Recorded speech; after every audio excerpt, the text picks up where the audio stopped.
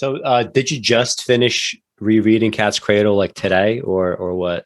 Yeah, no, I actually, I was gonna. It's a very short book.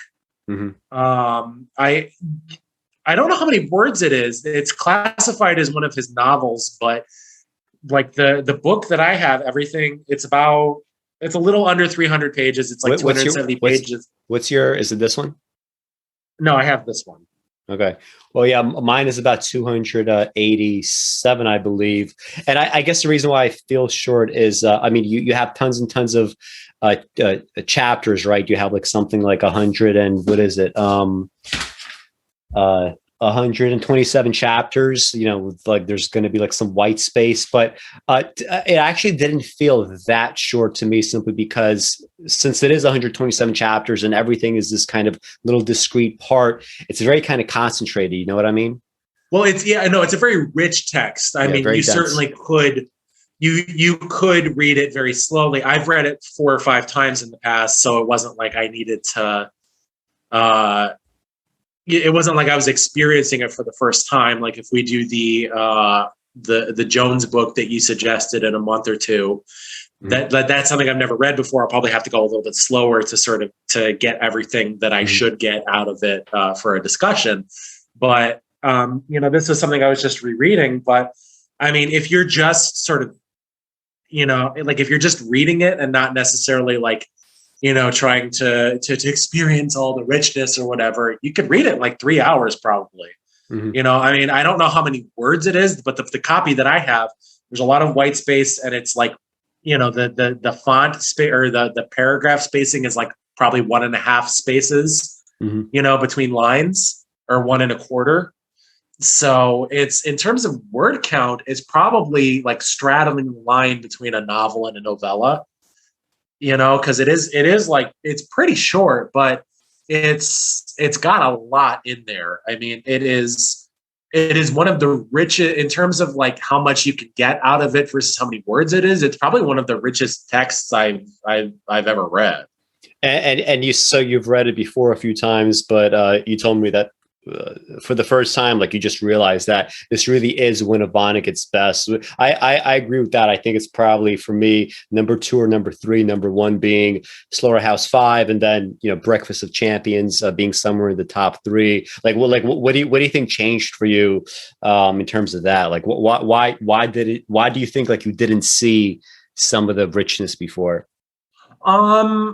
Well, part of it is that I'm a little better educated in political theory and stuff now than I was when I was younger. And there's a lot of, it is like explicitly about religion, and the point that like, religion can be good because it can, give people a sense of purpose, even if it's false. Like that is kind of a pat and obvious point, but in reading it this time with a slightly more mature perspective, and also maybe a little more worldliness and more of a historical grounding, like there's a lot of stuff in here, and I don't know how much of it was specifically conscious on Vonnegut's part, because he was a socialist anarchist, and he wasn't like anthropology was one of his like avocations. I think either his undergraduate or his master's degree was in anthropology.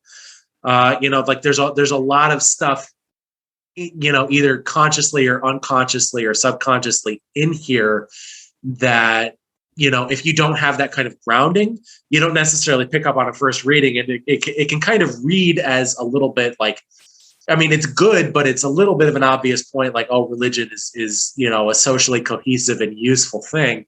But with a little bit more worldliness, like, there's a lot going on. And also I just wasn't as sensitive to literary richness when I was younger, and when I first read it. So there's a lot like literarily also that's going on here that is not necessarily obvious on a first reading, that if you're a little more versed in that kind of stuff, kind of flowers forth for you on subsequent readings. Did you take the religious aspect, like, religious values that you just discussed? Did you view that specifically through the lens of religion? Because to me, like, yes, you can make that point about religion, give, like a noble lie, giving people some sort of sense of purpose. But I think it's just as applicable to like literally, any value system. I mean, by definition, any value system is going to be a kind of lie. Like when I was doing Ox Herding Tale last month with Joe, there was that part in the book where, the protagonist just kind of like says, these are all lies. And, the veterinarian that he's speaking to is like, well, what set of values aren't? Right. So I think this definitely, to me at least, like goes well beyond just religion, although religion being so familiar, right, as a thing for most people, it's the kind of like, obvious way to communicate this question of values, and especially like an absurdist religion like this. It allows you to communicate this question of values in a way where you would be open to, critiquing those values, right? Whereas like if this was just like an allegory, like with like Christianity or whatever, like tons of people will be, too offended and too sort of, have their guards up, right? About that sort of thing. I mean, I think when I was younger, you're absolutely right that it sort of applies to any set of values that, I mean, it's not really about religion. It's about like spirituality, which is a concept that goes beyond religion. It's a larger driving force in human life. And, in some ways I've also been a lot more sensitive to and thinking a lot more about like spirituality and ontology and meaning making, a lot in the last year. Cause what else are you going to do when everybody is stuck inside as much as when you can't, you don't have as many distractions available to you in the last year as Americans typically have had for most of my adult life. Mm-hmm. So it's just something that I've had to think about, and it's something that in the milieus that I kind of frequent, like the sort of like leftist, I mean, it used to be Twitter, I've blocked that now, but like Twitter and podcasting and other scenes, it's something that people are consciously wrestling with right now, because it does sort of, it feels like the missing ingredient in terms of what could possibly change the rather fucked up system that we inhabit. It feels like the thing that like the disconnect is happening on the level that like people can maybe recognize the virtue in an alternative system, but if it doesn't connect with them on kind of a deeper level, it's that, they'll find every reason to poo-poo it or to find holes in it, and it's just, it's something that I'm more sensitive to now in this specific, like, material moment. And also just, at this point in my life, like, as a young person, you're also not, and I mean, I guess I'm still a young person, I'm only 31, but, as someone in your teens or your 20s, you don't think about that stuff as much, because the concept of death and like what the world that will survive you is going to be like are not as real for you. And I'm not, I'm still relatively young, but like my foot and my ankle hurt a lot recently. I've been having a lot of problems with that. I found that I have more, if I were to drink, I have more negative effects from it. Like I am aware of my own mortality in a way that I wasn't as much when I was younger. And so the spiritual and ontological richness of this text is more apparent to me now, especially now that I'm more versed in like history and political theory and other things that it also sort of builds on and relates to. Mm-hmm. Yeah. And so the surface level of it that is a little obvious that can lead you to dismiss it sort of falls away when you engage it on those deeper levels, and which it does kind of demand to be engaged on those deeper levels. Yeah.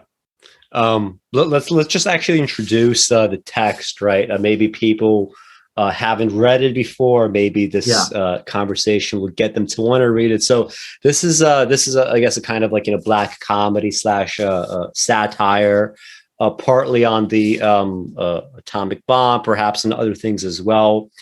And it uses this like made up religion, this like kind of like I guess semi absurdist religion called Bokononism.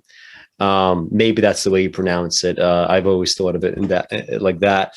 Bokononism that also is a very kind of like artificially constructed religion from the 20th century that starts to like really like cohere into a system. You have this like interesting dynamic where the narrator and protagonist, John, who at the beginning says, "Call me Jonah," he keeps saying that, Bokononism is just this kind of like series of lies. But first of all, he still considers himself a Bokononist, even, by the time that the book ends, right? So even if he considers it a lie, for whatever reason, he decides to stick with this lie. And the second part is, although, he calls it a lie and other people sort of, call their religion a lie, and is like, it's built in a series of lies. It says, tons of stuff that is just, it's interesting and true in some ways, right? I mean, we're going to go over some of the like kind of like bon mots and some of the some of the sayings, some of the things that kind of like really stuck to my mind. Some of the phrases are just kind of like really memorable. And so to the extent that it's like a Black comedy, it's a book where you essentially have a kind of like a end of the world, right? With this Ice Nine that is, I guess, supposed to be a kind of stand-in for the atomic bomb in some ways. And it begins with John trying to write a book on what was happening on the day of the Hiroshima atomic bombing. And he wants to interview Franklin Hoenniker, right, who is the son of Felix Hoenniker in the book. And in the book, Felix is the scientist that is mostly credited with having invented the bomb. The name sounds a little bit like Robert Oppenheimer, right, who is considered kind of like the father of the atomic bomb. Mm-hmm. So I'm not sure, to what degree their personalities were similar, but it wouldn't surprise me if like they were similar, and B, you could imagine many universes in which the way that scientists are being described in this book as these kind of like amoral agents, like you could imagine, scientists who are just kind of tasked with like, creating weapons of mass destruction. You could imagine them, acting as amoral agents, like in their own heads, right? Sort of like treating, the world as a plaything, as their own kind of playpen.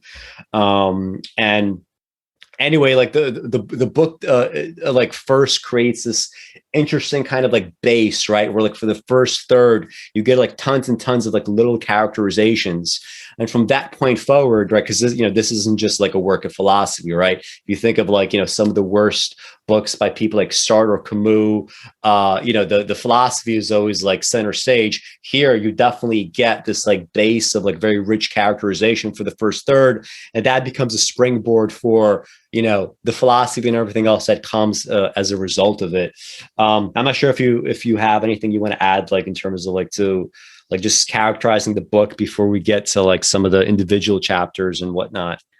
No, nothing really, except that perhaps contextualizing the book in terms of like Vonnegut's overall corpus is useful, because Vonnegut started off as kind of a, like a niche science fiction writer, and he sort of became more of a literary scion of his generation over time, and especially because he was especially popular in Europe. He was like, his popularity in Europe is sort of what propelled him to popularity in America.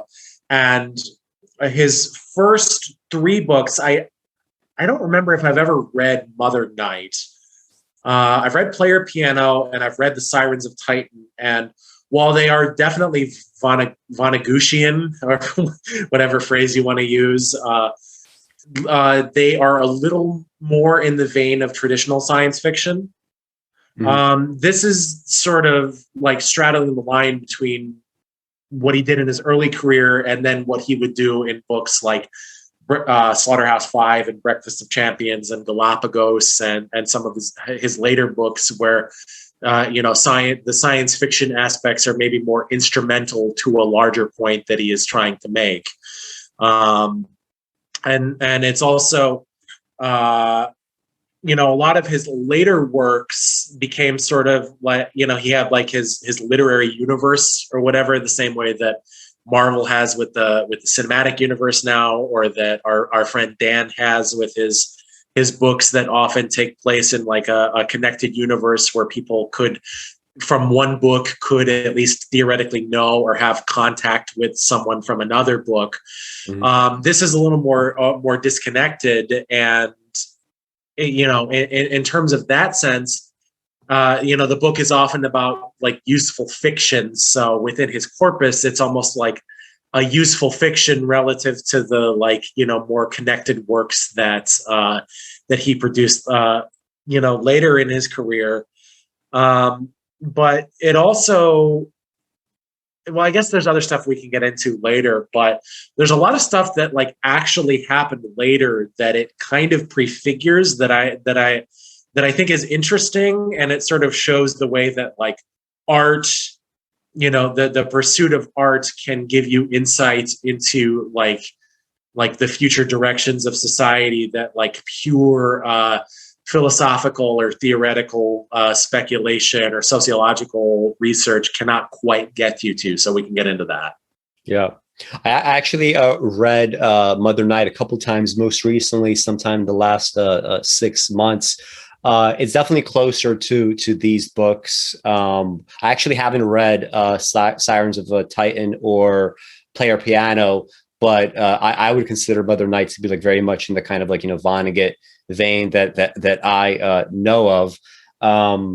But just like, just I guess a couple of comments like stylistically. So like I said, yeah, so 127 chapters over in my edition, about like 286 pages. He said something, I forget where this was, but he says that when he approaches his writing, right, he has like just like a series of jokes, right? Every chip in his mosaic, right, of a book is a joke, right? And he wants them to all fit together in some way. This definitely has that feel, right? I mean, if you think about a book with that many chapters and yet so few pages comparatively, this allows an author if you're going to approach this from a writerly perspective, right? And you're going to wonder, how can I use some of this for my own writing, or what is the purpose of all this? Well, having this many chapters as kind of like discrete units allows an author to really kind of like slip in and out, right? Create kind of, little lessons in a chapter, let's say. In another chapter, you could invert one of these lessons, or you could, reflect it in some way, or you could refract it in some way, or you could emphasize a different portion of it. It also allows like an author to like really experiment a lot with just the fact that, chapter beginnings and endings are very, very important. Like I remember Dan said a long time ago that sometimes he would go to like libraries and he would like scan through books to see whether they were good or not, just by, looking at, chapters, chapter beginnings and endings, because it is sort of true that if you have just like, shitty chapter endings, one after the other, one after the other, one after the other, it's probably a good indication that the rest of the book isn't good, simply because for something that important for an author to like not understand that it's that important and to kind of like treat it as dismissively as many authors do, that probably is an indication for the rest. But just to give an example of what I'm saying, so just like, randomly like opening up to like a chapter ending, she broke my heart. I didn't like that much, but that was the price. In this world, you get what you pay for. He proposed a gallon toast. Sweethearts and wives, he cried, right? So that kind of, gets into some of the kind of, romantic parts in the book. You have this kind of like ironic twist that you wouldn't really expect, right, from something that is like semi romantic, right? That's like a little inversion in and of itself. Or just to reinforce the point, like, a different one. Dr. Schlichter von Königswald now came out of Papa's suite looking very German, very tired. Mm-hmm. You can see Papa now. We'll be careful not to tire him, Frank promised. If you could kill him, said von Königswald, I think he'd be grateful. Yeah. You get a ton of stuff, just, characterization like of the German, right? But then you also get, moving along the plot, right? What's happening with Papa at that point in the book. Yeah.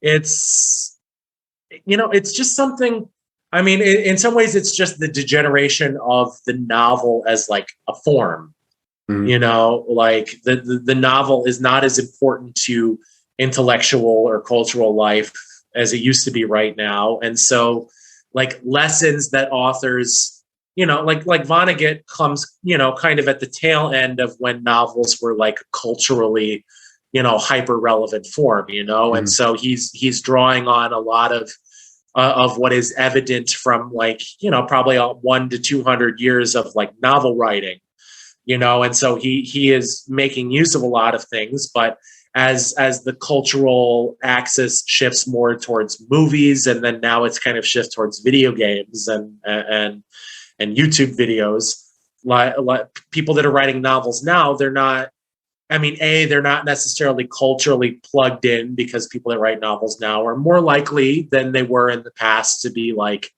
not of the privileged or the hegemonic class. They're more likely to be Black or trans or, from the third world or something like that. And so they are not as plugged into like novel writing as an end in and of itself, but also like, there's a lot of other stuff that it's like theoretically competing with, that, it's like the something that works in one medium is not necessarily commensurable with another medium.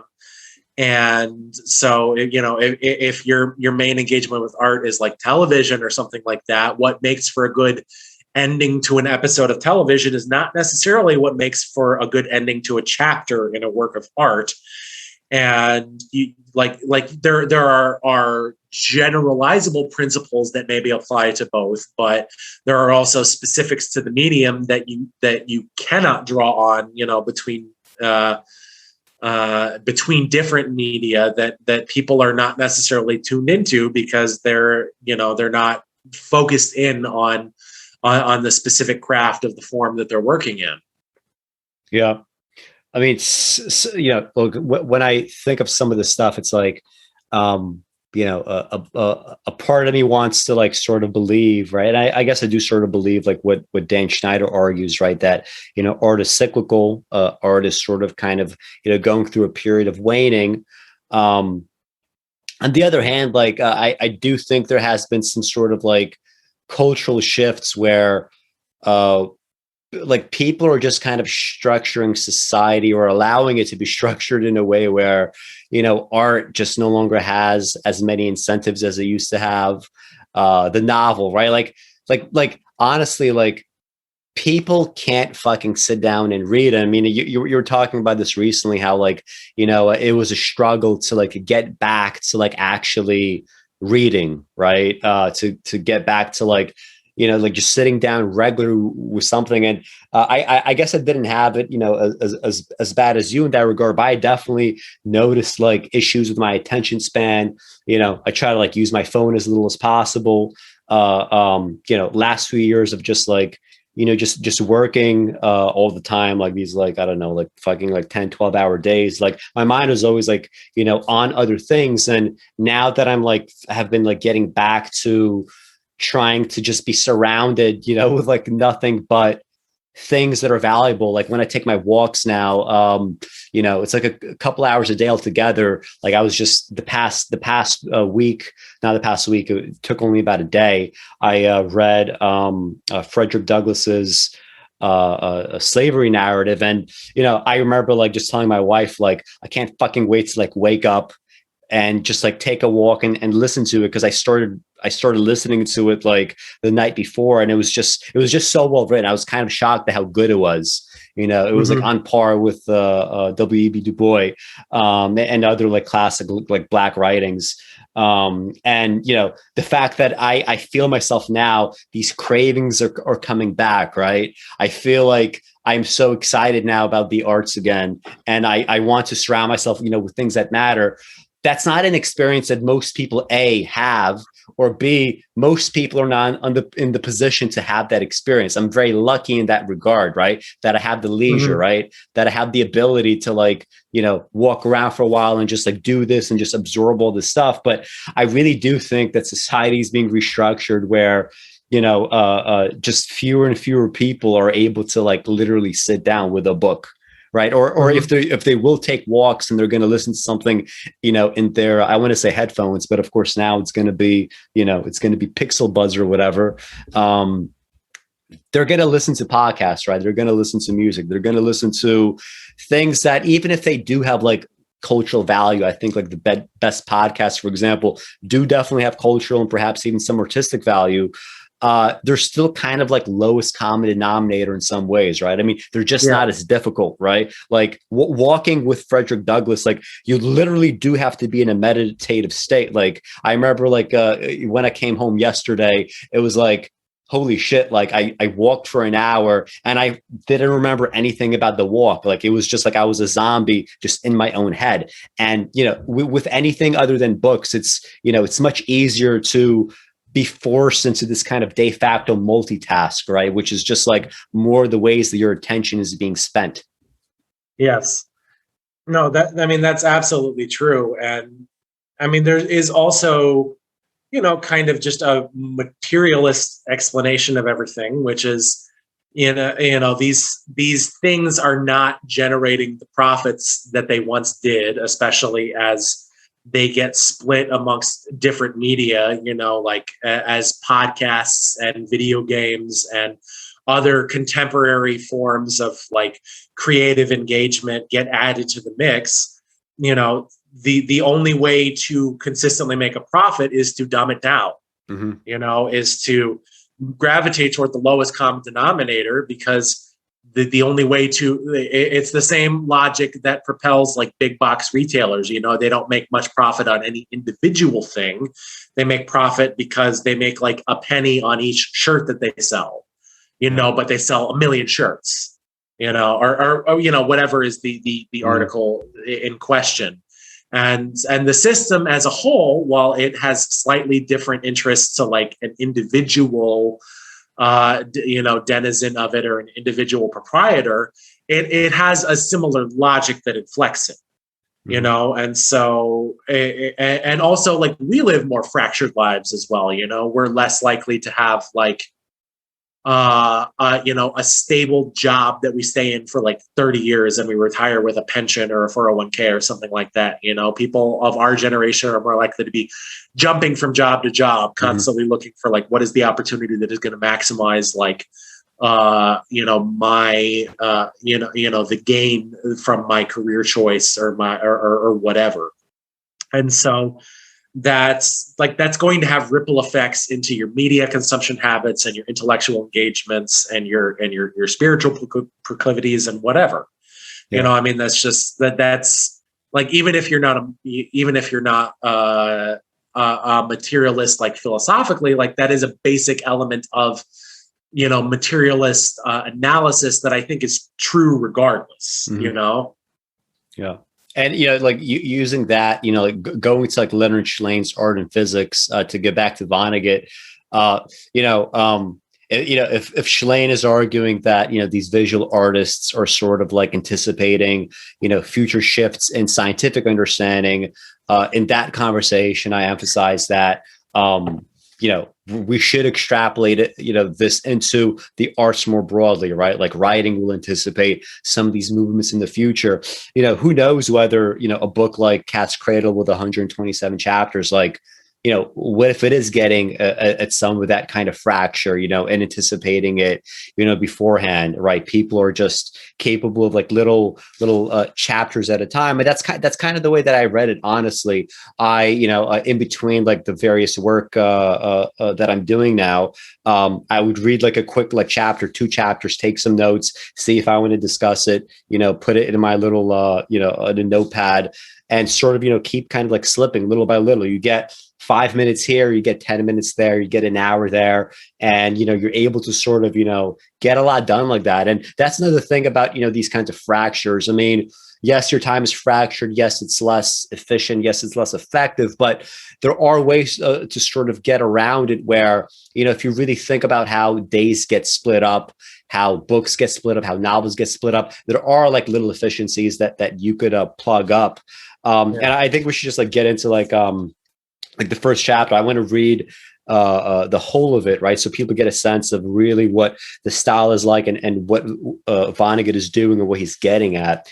So chapter 1 is titled "The Day the World Ended," right? So like in terms of like a writerly inversion, right? You probably wouldn't normally start with, and ending first. And that's kind of like a small little thing, right? Some writers do that, some don't. But that's like a little thing that he does. It's kind of like Vonnegut-esque. Call me Jonah. My parents did, or nearly did. They called me John. Jonah, John. If I had been a Sam, I would have been a Jonah still. Not because I have been unlucky for others, but because somebody or something has compelled me to be certain places at certain times, without fail. Conveyances and motives, both conventional and bizarre, have been provided. And according to plan, at each appointed second, at each appointed place, this Jonah was there. Listen, when I was a younger man, 2 wives ago, 250,000 cigarettes ago, 3,000 quarts of booze ago, when I was a much younger man, I began to collect material for a book to be called The Day the World Ended. The book was to be factual. The book was to be an account of what important Americans had done on the day when the first atomic bomb was dropped on Hiroshima, Japan. It was to be a Christian book. I was a Christian then. I am a Bokononist now. I would have been a Bokononist then if there had been anyone to teach me the bittersweet lies of Bokonon. But Bokononism was unknown beyond the gravel beaches and coral knives that ring this little island in the Caribbean Sea, the Republic of San Lorenzo. We Bokononists believe that humanity is organized into teams, teams that do God's will without ever discovering what they are doing. Such a team is called a karass by Bokonon, and the instrument, the con that brought me into my particular karass was the book I never finished, the book to be called The Day the World Ended. Let's actually do like chapter 2 as well, titled okay. Nice, Nice, Very Nice, which kind of just elaborates on this a little bit. If you find your life tangled up with somebody else's life for no logical reasons, writes Bokonon, that person may be a member of your karass. At another point in the books of Bokonon, he tells us, man created the checkerboard, God created the karass. By that, he means that a karass ignores national, institutional, occupational, familial, and class boundaries. It is as free form as an amoeba. In his 53rd calypso, Bokonon invites us to sing along with him. Oh, a sleeping drunkard up in Central Park, and a lion hunter in the jungle dark, and a Chinese dentist and a British queen all fit together in the same machine. Nice, nice, very nice. Nice, nice, very nice. Nice, nice, very nice. So many different people in the same device. So that's the first 2 chapters of the book.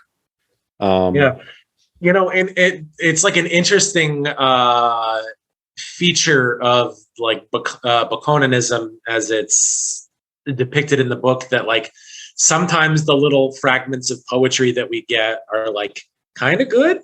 Yeah. It's like sometimes they're good and sometimes they're like complete doggerel, but like, regardless of what they are. But it's like, it's good doggerel, you know what I mean? Yeah. No, it's like who the fuck? Who's the guy that Dan Schneider likes? Who? Nash? No, older. The guy who wrote a poem about like someone shit his pants or something like that. Who was that? Wait, what? I don't know what this is. God, this is gonna. We can keep going. I've gotta figure this out.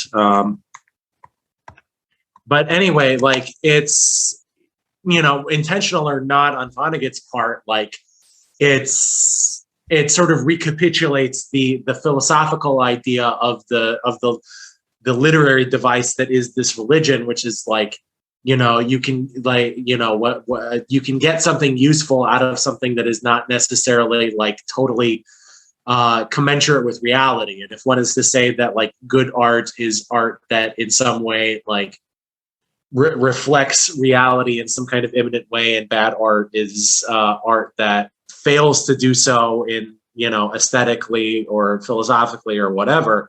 Mhm. Like the fact that sometimes the poetry is good, but sometimes the poetry is bad, but it always is at least kind of resonant with it, is like a nice, a nice literary echoing of that idea.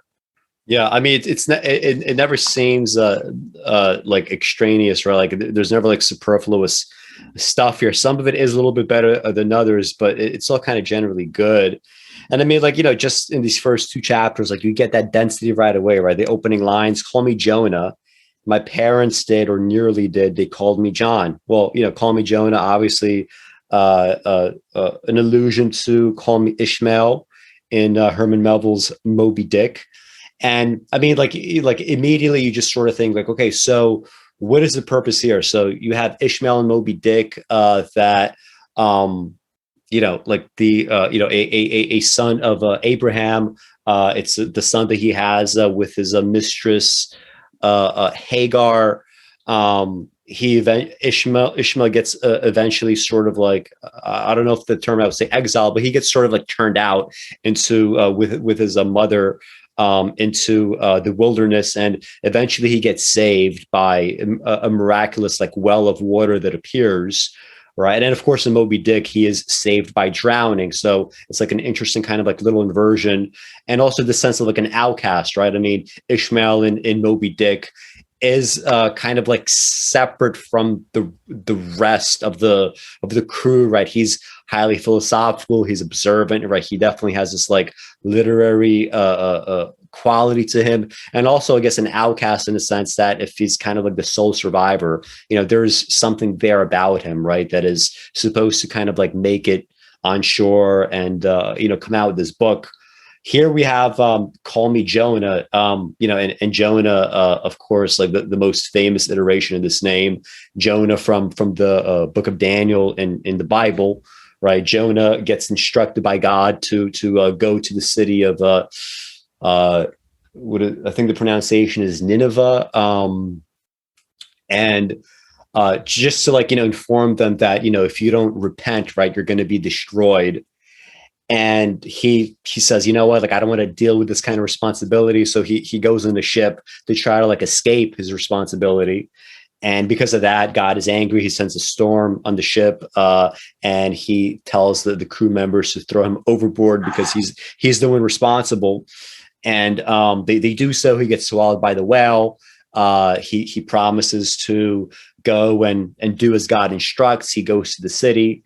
Ironically, he's kind of like pissed off at the city that they like immediately kind of like accept what he's saying, and now they start to repent, and so they are saved from destruction. And he gets into more trouble with God, where God sends like sort of the sun to sort of like bake him, and he gets upset that the leaf that is supposed to protect him is now kind of like withers and dies. And you get this like dynamic where, is this John, right, or Jonah of the book, which by the way, like the name is not mentioned again. Is he supposed to be this kind of like, truth teller? Is he supposed to be this like, a figure of like, telling the world of its coming destruction? Is the world supposed to like understand that? Is he, reluctant in some way? Is there that kind of duplicity that you have in Melville, right? Where if you say like, call me Ishmael, like what is that exactly from? Like, is he saying that, my name is not really Ishmael, but call me that? Call me Ishmael simply because there's like a symbolic power to it that we could draw from the Bible. Why does he want to be called Jonah? Or is it all just this kind of like anti-symbol, right? Like it's this like phrase that I use to refer to things that authors sometimes sort of like put in as breadcrumbs that are meant to kind of like get you thinking about something a certain way, but perhaps there's really nothing underneath it in the way that typically you would have when a literary work be placed into it, right? So like an anti-symbol in that regard, which is itself like a very interesting kind of literary technique to use. But I mean, and it's like, it's such a kind of like beautiful phrasing where like Jonah John, if I had been a Sam, I would have been a Jonah still. Like, what does that mean? What is that about? Right. Or are we starting with those kind of cascading, so-called lies of like Bokononism?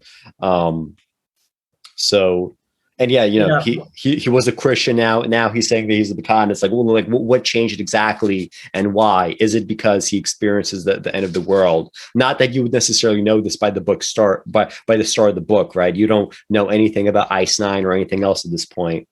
Well, I mean, it's sort of implied in the book that he becomes a Bokononist because he's like extremely horny, which is funny. Yeah. But it also, it's weird because in the internal logic of the book, it doesn't necessarily make sense because he's writing this for nobody. Theoretically, the character is writing this book because, just because his religion sort of says that you should write stuff down that happens, as best you can to try to make sense of it, even though in all likelihood, you probably will not actually make the right sense of it.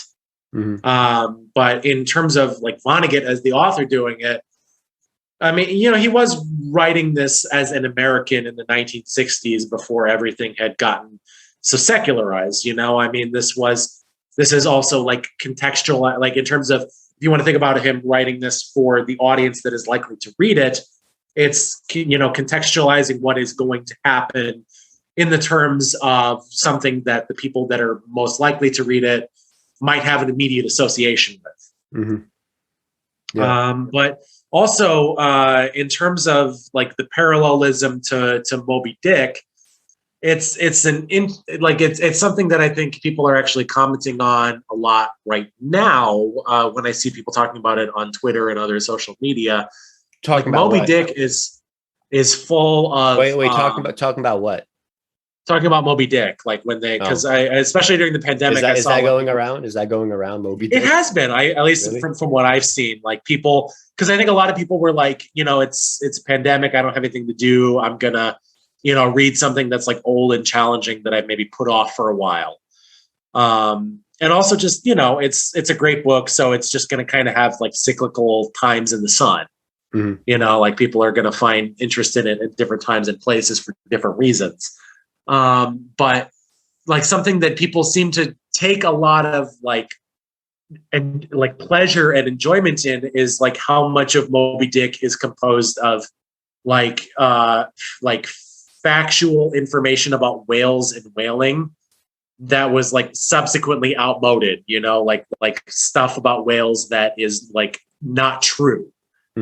Just because he was writing at a time where we didn't know everything about whales that we know now. We didn't know that they were like mammals in the way that we are. We didn't know that they had we didn't know about brain folds. We didn't know that they had brains that were of comparable and folding and complexity to our own. But that quality just actually does add something to the book. Both because the sections about whales and whaling in the book, literarily, just add something to the establishing of the milieu that everything in it is operating within.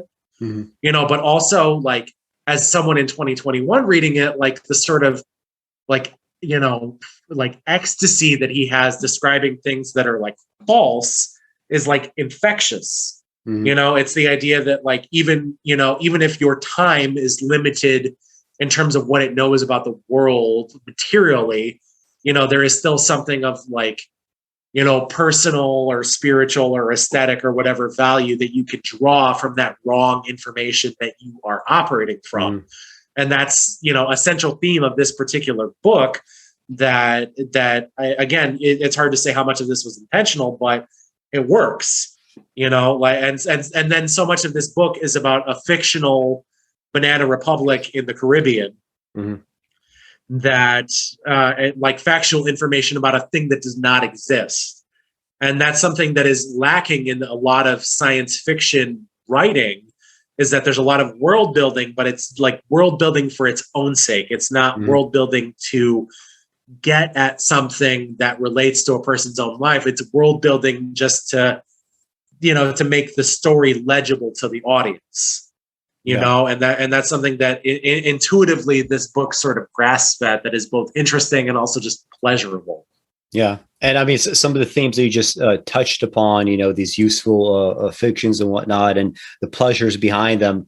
Again, like we only hear the names Jonah, John, and Sam, you know, exactly once, and that's in the first page, right? They never come up again. And yet, actually, his last name is the most important part of his name for the plot and the philosophy of the novel, and we never learn what it is.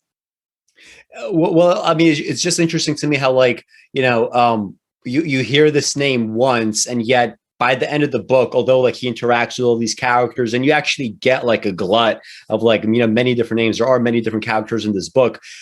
You never forget, you know, the intro, like, oh yeah, his name is Jonah. Oh no, wait, his name's actually John, right? He says, call me Jonah. Like, in terms of like useful fictions, right? You know, is that name a useful fiction? And yet, you know, it's just such an interesting technique, right? You hear this only once in the first page, and yet you never forget the name, right? You always have this association with him and Jonah, right? Because of the you know, the biblical story, because of the fact that it's just this kind of like very interesting way of like introducing the name. Going further, like, you know, these like useful fictions, let's take it at face value that he believes that this religion is, you know, in some ways bullshit, or, you know, the grounding of values, like axiomatically in some ways is bullshit or impossible philosophically or whatever. You know, early on, like when you get introduced to some of this vocabulary, he says, such a team is called a karass by a Bokonon, and the instrument, the con that brought me into my own particular karass was the book I never finished. So this karass, right? This like thing that is supposed to be your purpose. I mean, isn't that kind of true? Like, don't you have a kind of like niche that you always fill? Like, whether it's like, all right, so we're like, you know, we're kind of like in the Cosmoetica universe, we're fulfilling some functions in the art world. If we were, you know, somebody else, you know, if we were like some other types, like we would also have a karass, right? Like that part is not bullshit. You know, it may be bullshit to sort of ground it in this kind of religion, but there's actually something like very downright true about how early on this is being phrased, right? And you know, when he gets into this like 53rd calypso and that song, yes, this is, you know, this doggerel, right? It's not like, you know, good poetry in that way, but it, you know, it adds very much to like exactly what we're talking about, right? That karass was just described, like you're being told that as this book unfolds, you're gonna have, you know, a diversity of people that seem to be doing various things or different things that are all kind of like fitting, you know, in this same device. Well, it's interesting because like it's both true and it's also incoherent if you tease it out enough. Yeah. You know, have you ever seen any of the James Burke documentary series from the 1980s, like Connections and The Day the Universe Changed? No, like who is James Burke? What is that? James Burke was a British popular historian, and I think his prime was like the 70s and the 80s. But the book is all, the series, I think he did write a book version of it, but the series are all about sort of how like technology progressed over time and how I can't remember specific episodes, but like how you can trace like the existence of radar all the way back to like you know, stones that were used in ancient Egypt to determine if something was real gold or fake gold.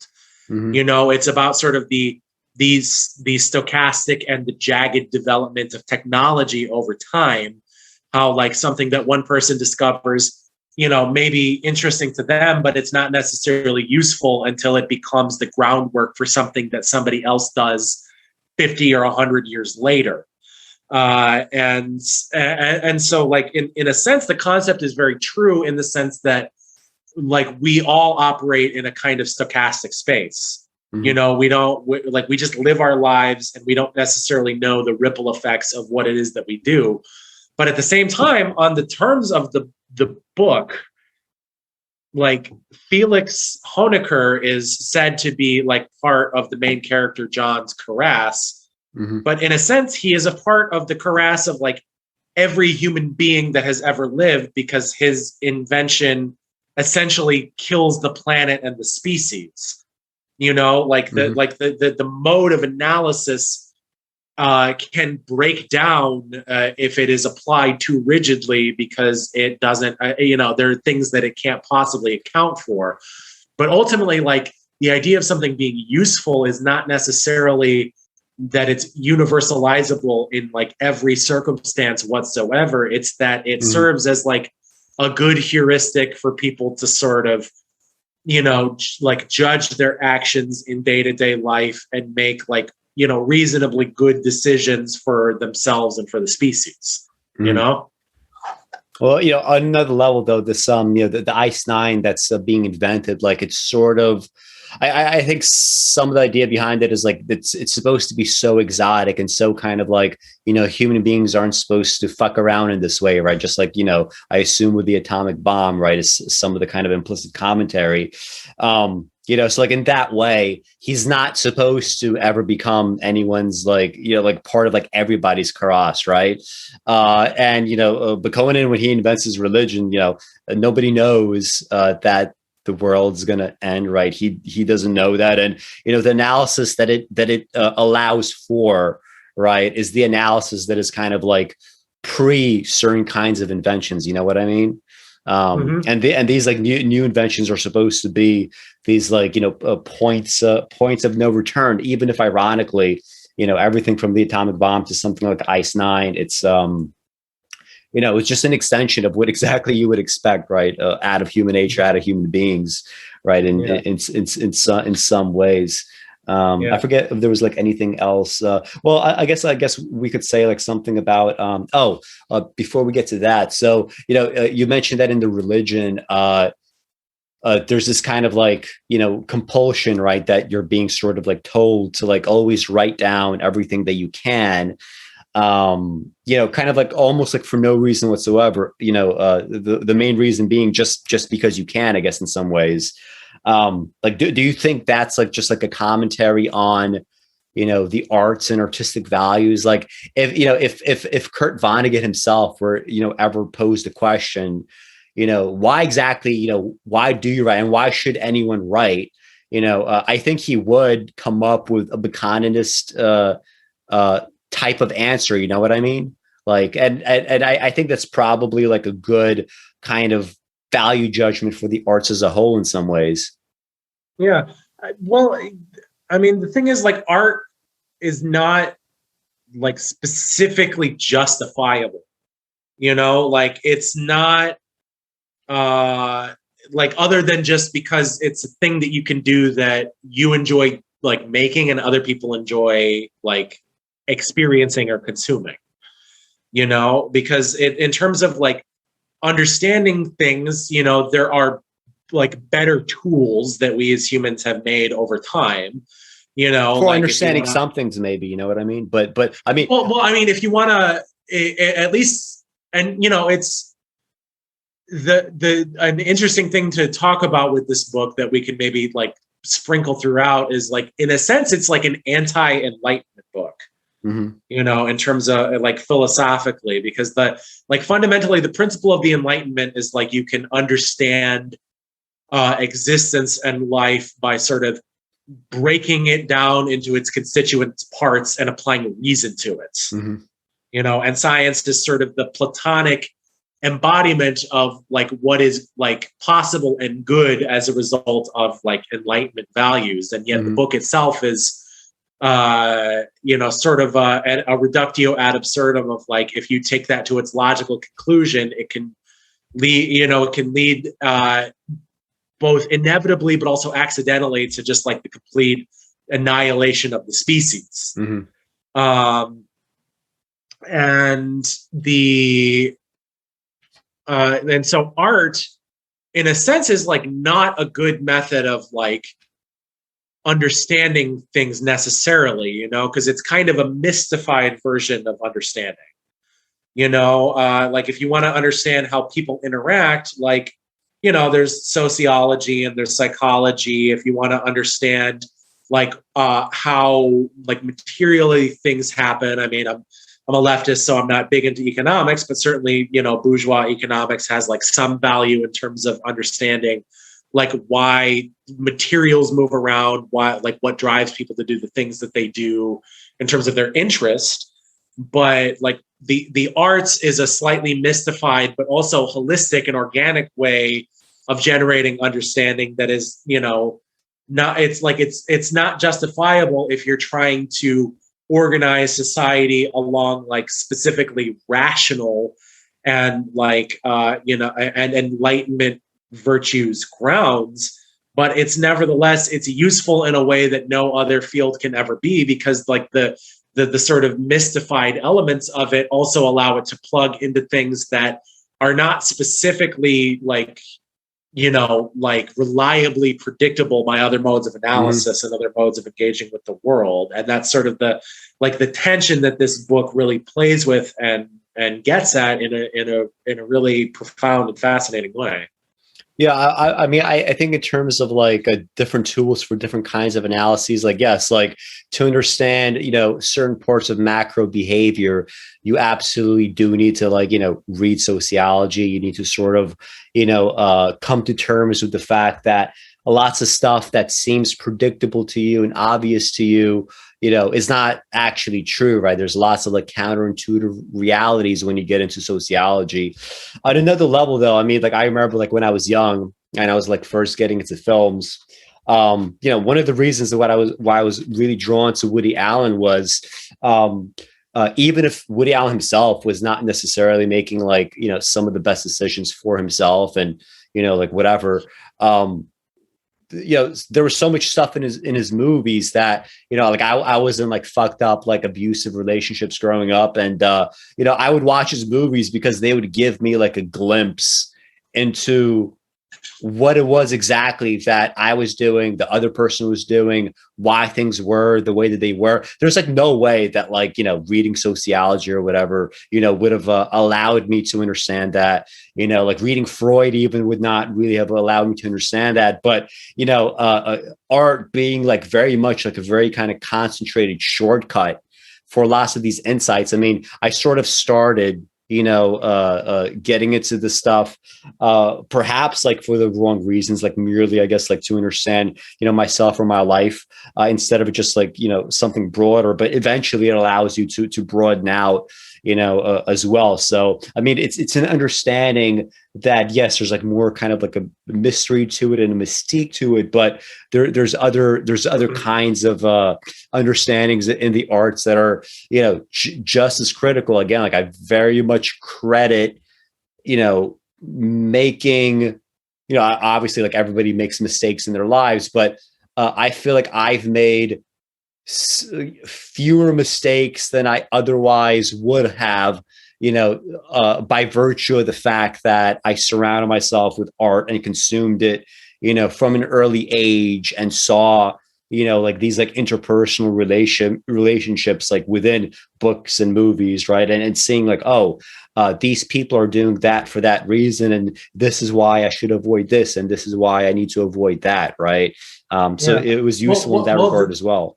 Well, I mean, the thing that art has that other knowledge securing and generating media don't have is it has kind of a holistic quality to it, because it has to either create its own reality that it operates within, or take for granted like the reality that we all collectively inhabit.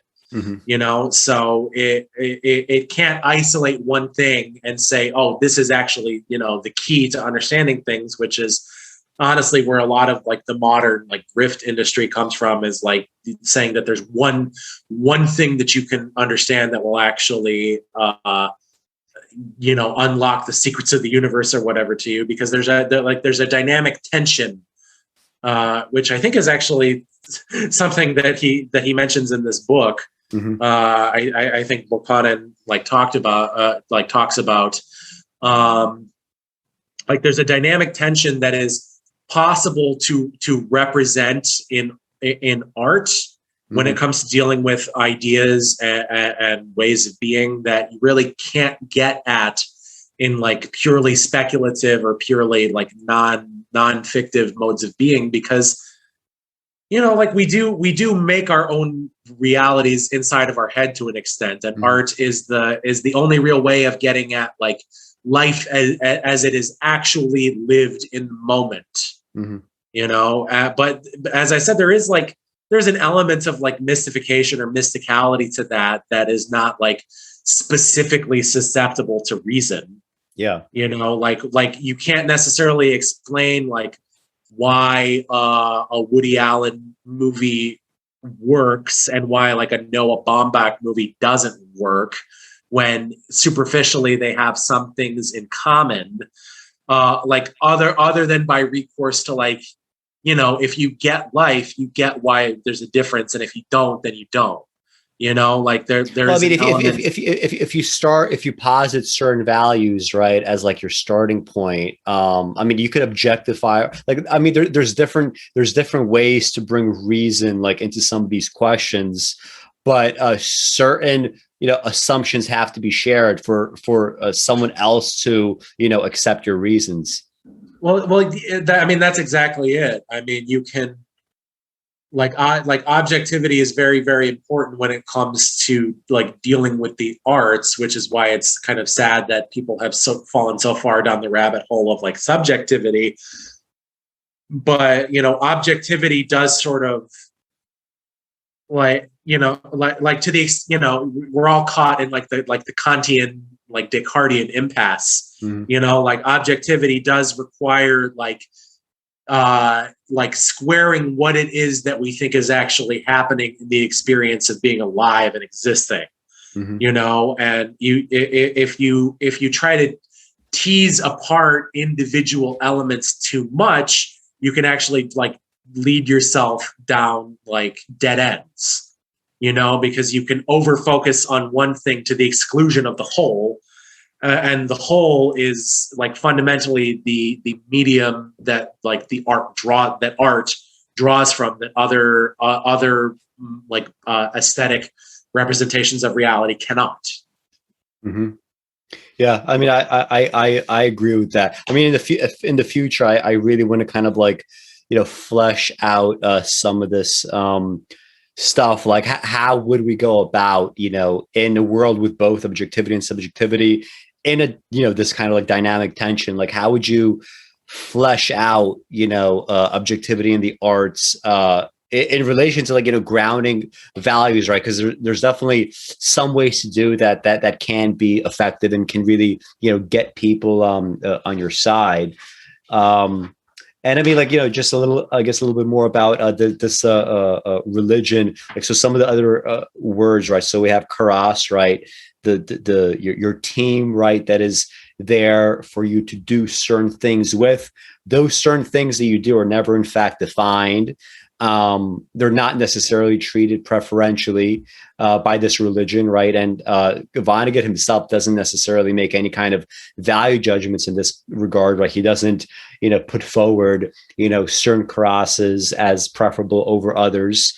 But he does say there is something called a granfalloon, right? And granfalloon is a false karass, right? It's a way of like kind of getting people together by superficial means that don't really mean anything. The classic one that comes up like in his books and his writings and his lectures, meaning Vonnegut's, is nation states and nationalism, right? Like nationalism as a kind of like false karass or a granfalloon. And this term actually comes up like pretty effectively, like whenever it's sort of posited. It's done like it's just this interesting thing where like by building this kind of like odd, funny kind of vocabulary, he could like what he characterized as some of the like sillier characters in the book.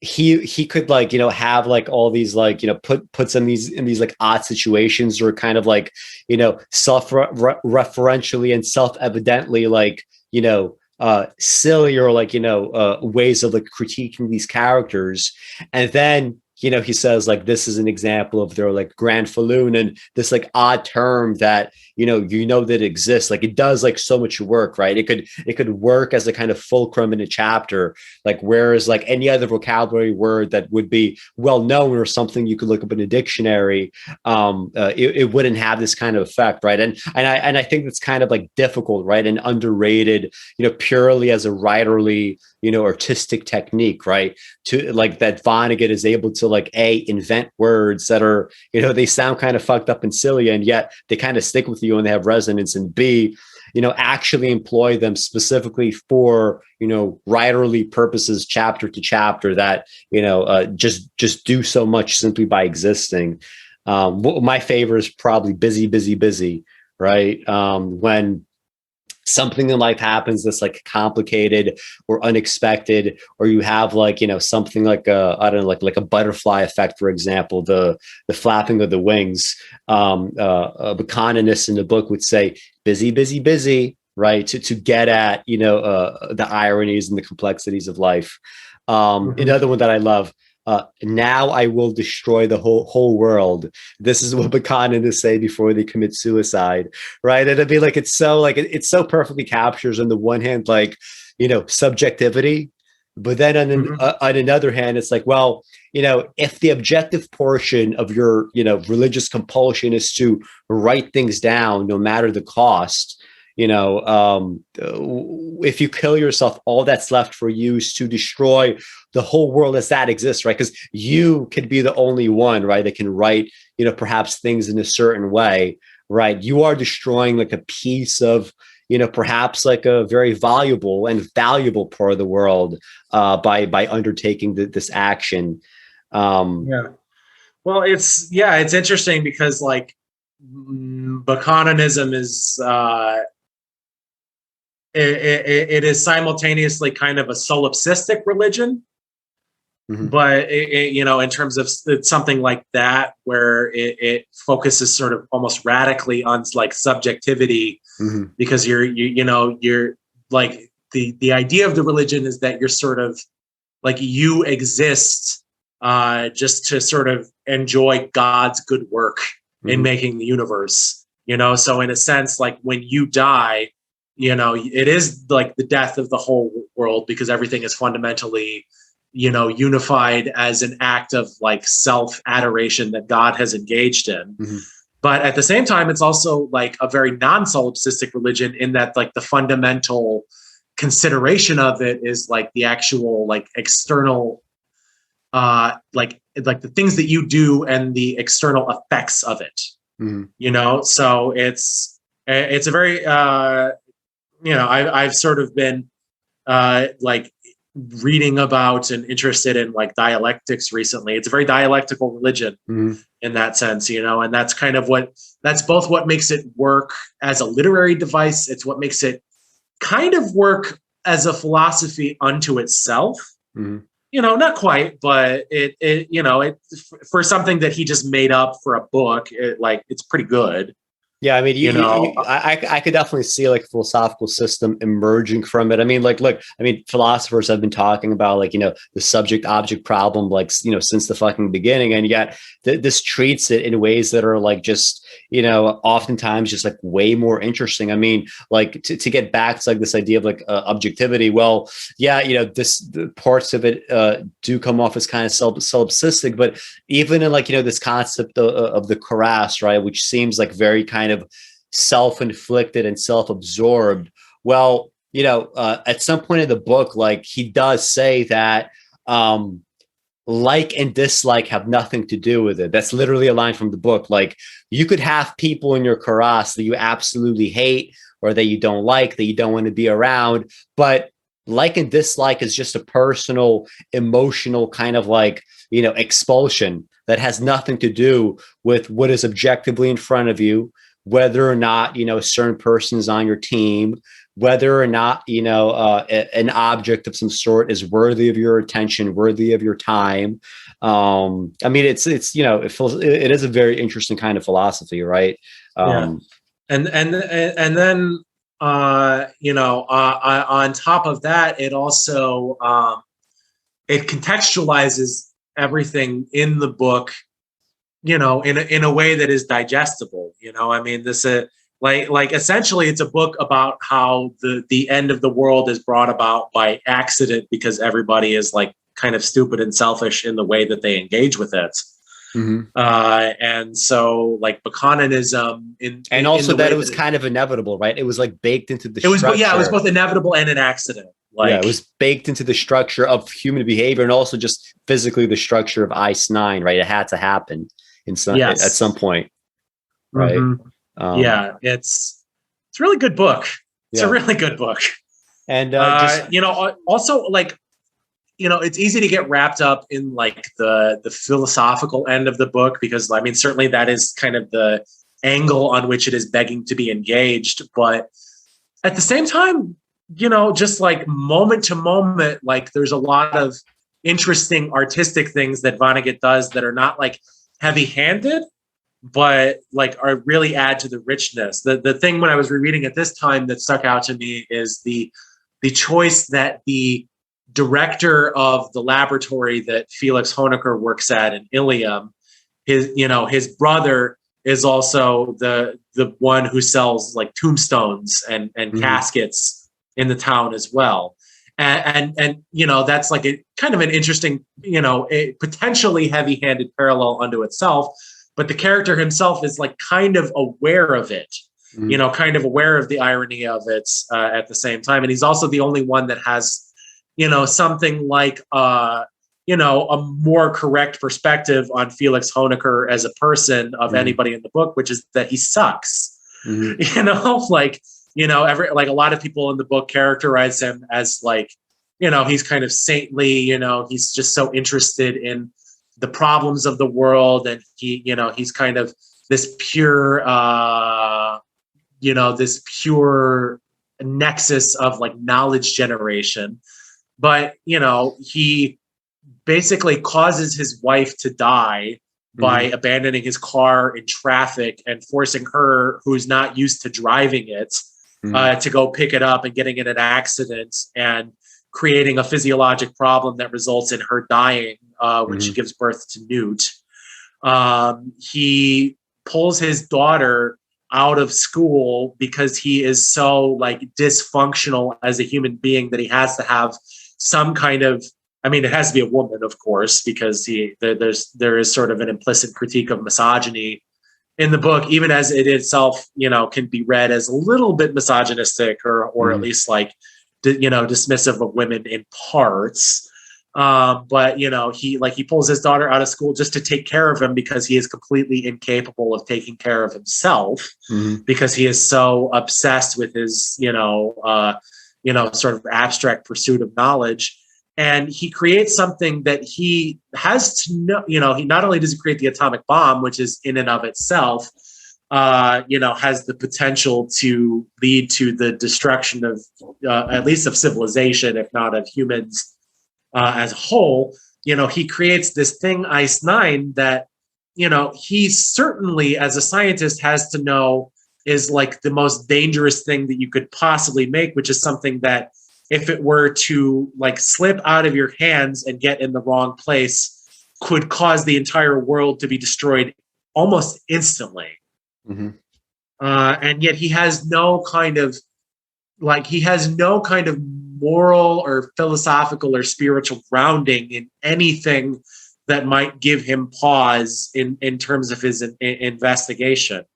And you know, the only person in the book that really seems to have this perspective that he's a bad person and kind of an asshole is this man who is you know, who owns a cemetery owns a shop that like sells accoutrement to a cemetery, and who is himself like sort of the fail son brother of this, you know, wealthy industrialist.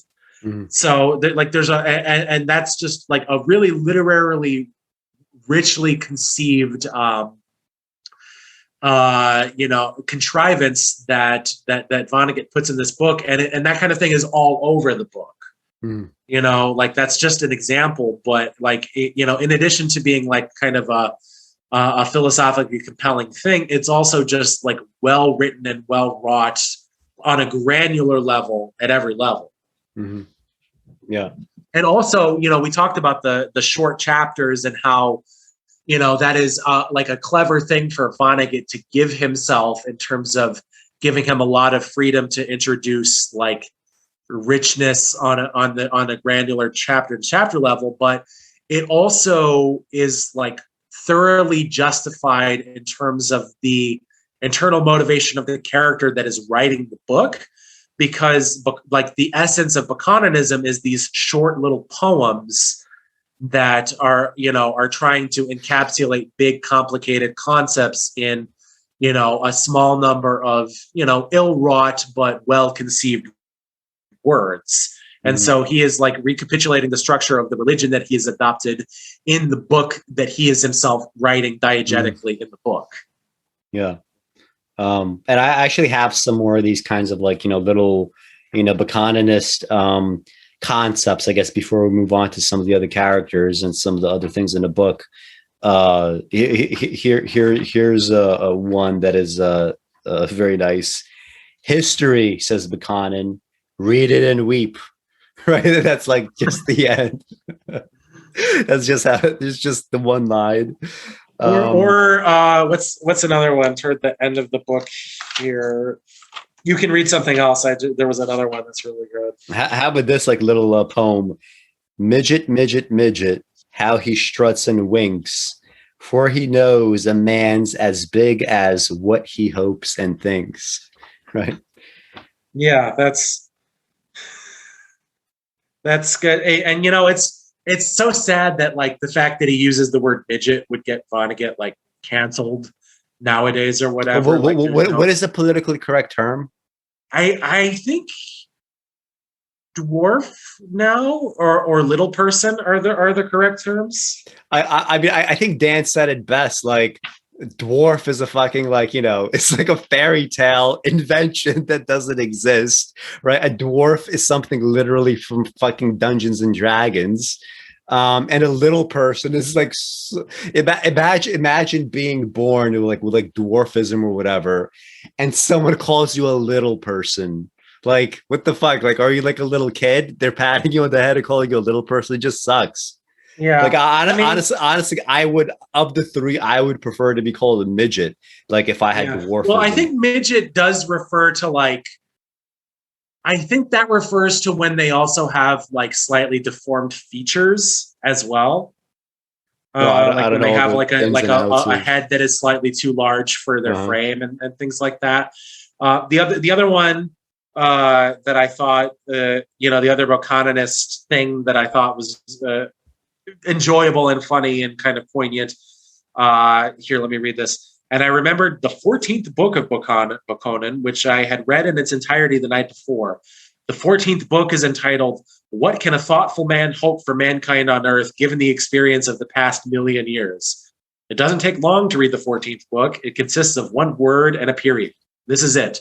Nothing. Yeah. That's memorable. Yeah. And yeah, like some of these others, like, beware of the man who works hard to learn something, learns it, and finds himself no wiser than before.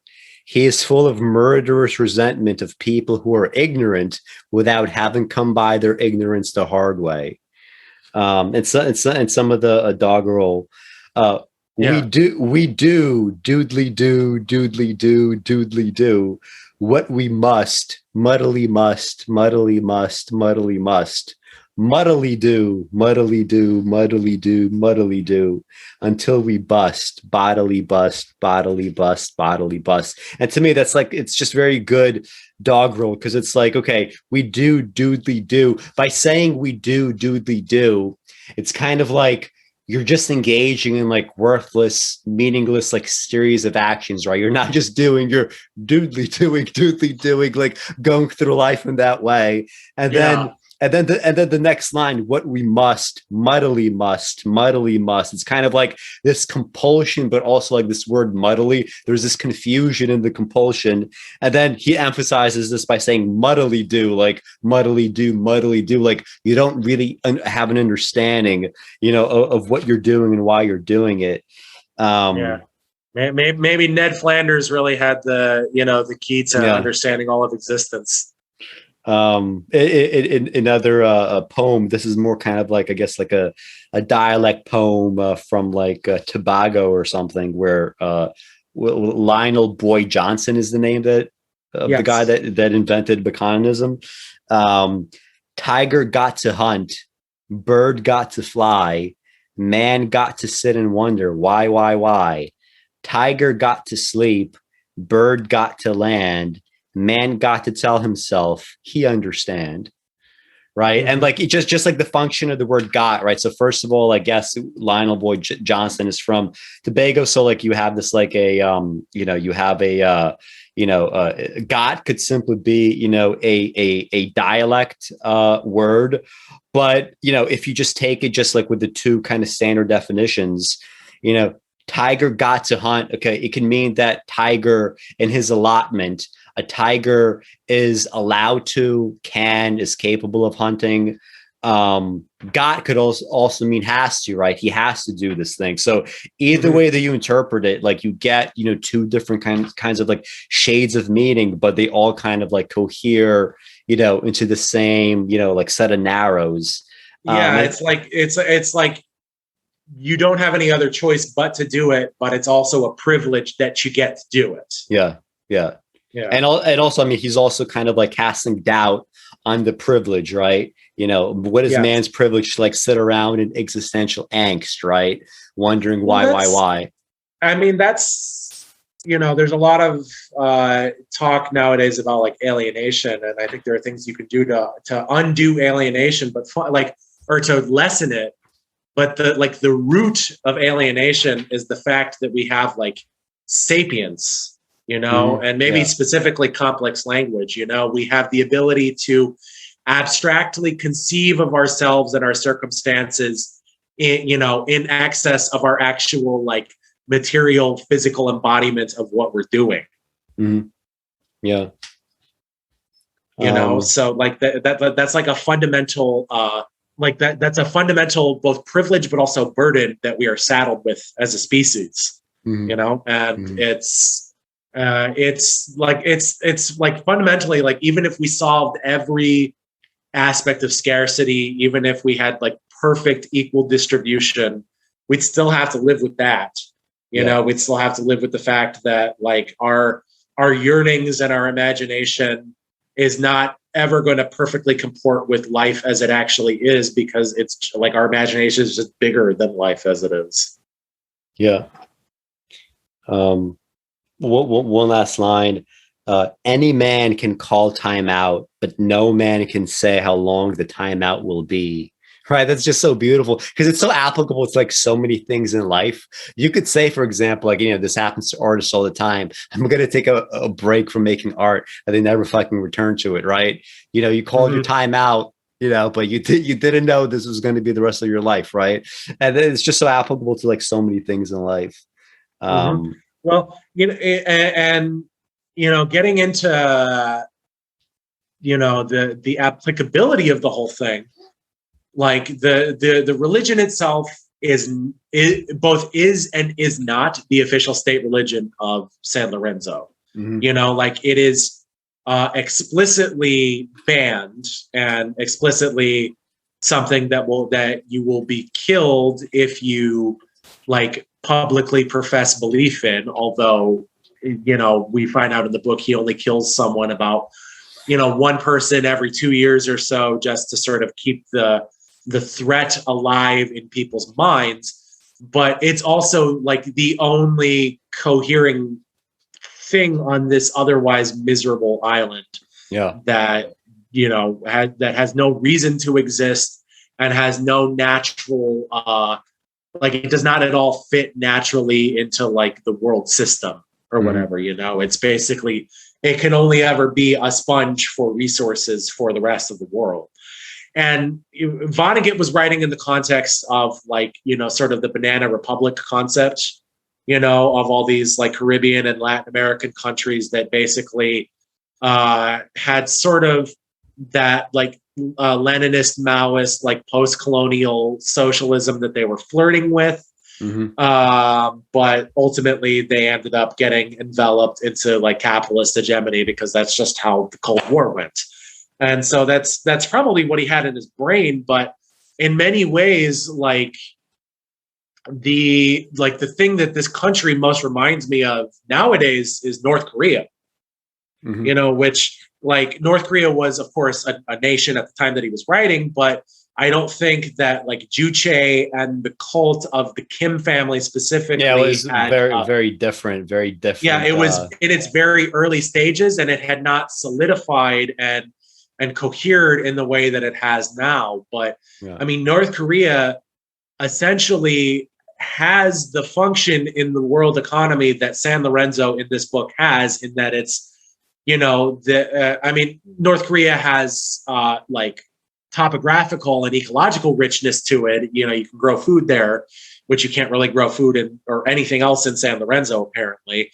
But it doesn't have any sort of like natural fit in like the world capitalist system. And so like it basically maintains itself by having, you know, kind of a tight relationship with China. And Kim Jong-un, like a lot of his success has come from like mild neoliberalization of certain functions of the economy in order to have like a tighter trade relationship with China. But also just by, you know, having missiles pointed at South Korea and now having nuclear weapons, that it can just sort of periodically say, give us stuff or we're going to fuck shit up. Yeah. You know, and that is essentially what Papa Manzano in this book, like that's his vision of what I mean, you know, he talks about science. Although here in this book, San Lorenzo is closely allied to the United States. So this is, you know, it is, but it like, yeah, it's not communist, but like like functionally, yeah, you know, it's basically, it's a thing that should not exist, that can only exist, you know, on the basis of the largesse and surplus of the rest of the world. Yeah. And he's essentially trying to like get that sort of geopolitical leverage over the rest of the world by having Ice Nine in his possession. Mm-hmm. You know, I mean, the reason that he makes Frank Hoenniker the sort of major domo, the second in command of the country. I mean, he claims that it's because, you know, Frank can somehow bring the magic of science to San Lorenzo and supplant the need for something like Bokononism. Mm-hmm. But that doesn't make any sense because they have no material surplus by which they can develop themselves. You know, they don't have resources that they can sell. They don't have agricultural surplus they can sell. They don't even have agricultural surplus that they can distribute to their own citizens, let alone that they can sell to other countries. You know, it seems like basically the plan is bring this guy here. I'm going to have a fragment of this thing, Ice Nine, that I could use to destroy the entire world. And probably I'm going to leverage that somehow in order to, you know, to get more stuff for my people. And maybe we won't need Bokononism at some point in the future as a result of that. And that, I mean, that is essentially the model on which North Korea exists right now, including the, you know, the sort of fakey religion that, you know, everybody that is there must on some level recognize is not true, but it's also the only cohering force that they have. Mm-hmm.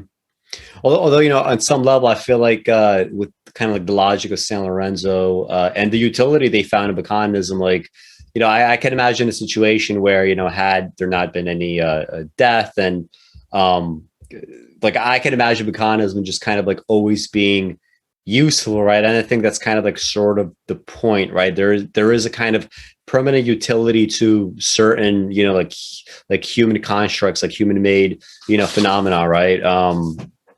At least that's the sense that I got. We should probably get into like a little bit more about like Franklin Hoenniker and Yes. Felix and also just like, you know, this concept of cat's cradle. So you know, the entirety of chapter 5 I think does a lot to kind of like build up, you know, some of the themes in the book. So chapter 5 is so like John or Jonah is writing to Newt, Hoenniker, who is the one of the sons of Felix. So at this point, Felix is already long dead, and so John is writing to him, and he's trying to get information about what was happening on this day. And Newt was already alive. So this is the letter that Newt sends back, and it starts, to which Newt replied, "I am sorry to be so long about answering your letter. That sounds like a very interesting book you're doing. I was so young when the bomb was dropped that I don't think I'm going to be much help. You should really ask my brother and sister, who are both older than I am. My sister is Mrs. Harrison C. Connors, 4918 North Meridian Street, Indianapolis, Indiana. That is my home address too now. I think she will be glad to help you. Nobody knows where my brother Frank is. He disappeared right after Father's funeral 2 years ago, and nobody has heard from him since. For all we know, he may be dead now. I was only 6 years old when they dropped the atomic bomb in Hiroshima, so anything I remember about that day, other people have helped me to remember. I remember I was playing on the living room carpet outside my father's study door in Ilium, New York. The door was open, and I could see my father. He was wearing pajamas and a bathrobe. He was smoking a cigar. He was playing with a loop of string. Father was staying home from the laboratory in his pajamas all day that day. He stayed home whenever he wanted to. Father, as you probably know, spent practically his whole professional life working for the research laboratory of the General Forge and Foundry Company in Ilium. When the Manhattan Project came along, the bomb project, Father wouldn't leave Ilium to work on it. He said he wouldn't work on it at all unless they let him work where he wanted to work. A lot of the time that meant at home. The only place he liked to go outside of Ilium was our cottage on Cape Cod. Cape Cod is where he died. He died on a Christmas Eve. You probably know that too. Anyway, I was playing on the carpet outside his study on the day of the bomb. My sister Angela tells me I used to play with little toy trucks for hours, making motor sounds, going Burton, Burton, Burton all the time. So I guess I was going Burton, Burton, Burton on the day of the bomb. And Father was in his study playing with a loop of string. That's such a little interesting detail, right? Like you think of, like, for example, the W.H. Auden poem about, Icarus dropping from the sky and, the horse kind of like nonchalantly sort of like scratching itself. And, when the bomb was dropped, for many people, they were doing the nonsense equivalent of Burton, Burton, Burton, right? It so happens I know where the string he was playing with came from. Maybe you can use it somewhere in your book. Father took the string from around the manuscript of a novel that a man in prison had sent him. The novel was about the end of the world in the year 2000, and the name of the book was 2000 AD. It told about how mad scientists made a terrific bomb that wiped out the whole world. There was a big sex orgy when everybody knew that the world was going to end.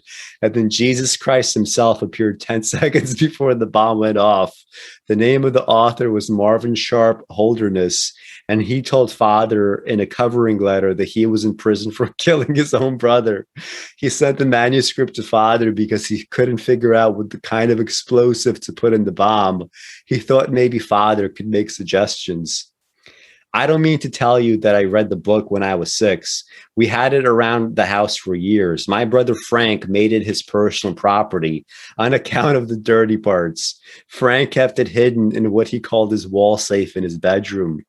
Actually, it wasn't a safe, but just an old stove flue with a tin lid. Frank and I must have read the orgy part 1,000 times when we were kids. We had it for years, and then my sister Angela found it. She read it and said it was nothing but a piece of dirty, rotten filth. She burned it up and the string with it. She was a mother to Frank and me because our real mother died when I was born. My father never read the book, I'm pretty sure. I don't think he ever read a novel or even a short story in his whole life, or at least not since he was a little boy. He didn't read his mail or magazines or newspapers either. I suppose he read a lot of technical journals, but to tell you the truth, I can't remember my father reading anything. This takes, like, now that I'm reading again, like a little bit of a sinister edge, like not ever having read fiction, right? There's something very sinister about that. I say, all he wanted from that manuscript, as I say, all he wanted from the manuscript was the string. That was the way he was. Nobody could predict what he was going to be interested in next. On the day of the bomb, it was string. Have you ever read the speech he made when he accepted the Nobel Prize? This is the whole speech. Ladies and gentlemen, I stand before you now because I never stopped dawdling like an 8-year-old on a spring morning on his way to school.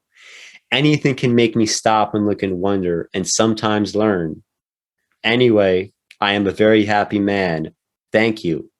And I remember, like, when I first read that, it's like, you know, for all the negative qualities that he has, this thing that he says is so, like, fucking humanizing and true, right? And so it also has a little bit of a sinister streak, because it's like, you know, but because we know what he put his you know, energy towards. Anyway, father looked at the loop of string for a while, and then his fingers started playing with it. His fingers made the string figure called a cat's cradle.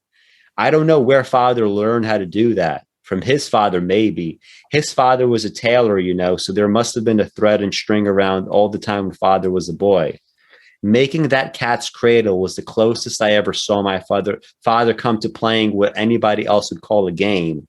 He had no use at all for tricks and games and rules that other people made up. In a scrapbook my sister Angela used to keep up, there was a clipping from Time magazine where somebody asked father what games he played for relaxation, and he said, "Why should I bother with made-up games when there are so many real ones going on?" Beautiful fucking line. He must have surprised himself when he made a cat's cradle out of the string, and maybe it reminded him of his own childhood. He all of a sudden came out of his study and did something he'd never done before. He tried to play with me. Not only had he never played with me before, he had hardly ever even spoken to me. But he went down on his knees on the carpet next to me, and he showed me his teeth, and he waved that tangle of string in my face. See, he asked, cat's cradle. See the cat's cradle? See where the nice pussy cat sleeps? Now. His pores looked as big as craters on the moon. His ears and nostrils were stuffed with hair. Cigar smoke made him smell like the mouth of hell. So close up, my father was the ugliest thing I had ever seen. I dream about it all the time. And then he sang, "Rockabye Catsy in the treetop," he sang. "When the wind blows, the cradle will rock. If the bow breaks, the cradle will fall. Down will come cradle, Catsy and all." I burst into tears. I jumped up and I ran out of the house as fast as I could go. I have to sign off here. It's after 2 a.m. My roommate just woke up and complained about the noise from the typewriter. So we get all that characterization there. We get a bunch of people characterized in one chapter, and we get, lots of negative qualities, obviously, about Felix, but also, some like little positive, like humanizing elements that, tons of people I feel like could connect to. And we also get, the introduction of like, the cat's cradle game. And, for anybody that's not aware, it's a string game where there's like a starting position, and each player could move the string in certain ways where you could make new shapes with it. But the trick is like the more shapes that you make, the closer you could get to making some kind of mistake where the game will end, right? And the game ends when somebody makes some kind of shape where no other shape can be made from it. I just took this as a kind of like metaphor for like a bunch of different things, right? One of them is like, if you think of something like the atomic bomb, for example, eventually when you think of like how human brains are set up and how societies are set up, like you will eventually find something like the atomic bomb as one of the endpoints. Not even necessarily that it would lead to the end of the world, but like, you would eventually get there, right? You would run out of, things to do. You would run out of shapes to make, and all the previous decisions eventually would lead to this decision, right? Like in some ways, like something like the atomic bomb is inevitable, right? Just like with the incentives of like just being a human being. like choices just kind of like shrink as they multiply, and Felix obviously is like completely indifferent to this. Yeah, it's a really good metaphor, but also the way that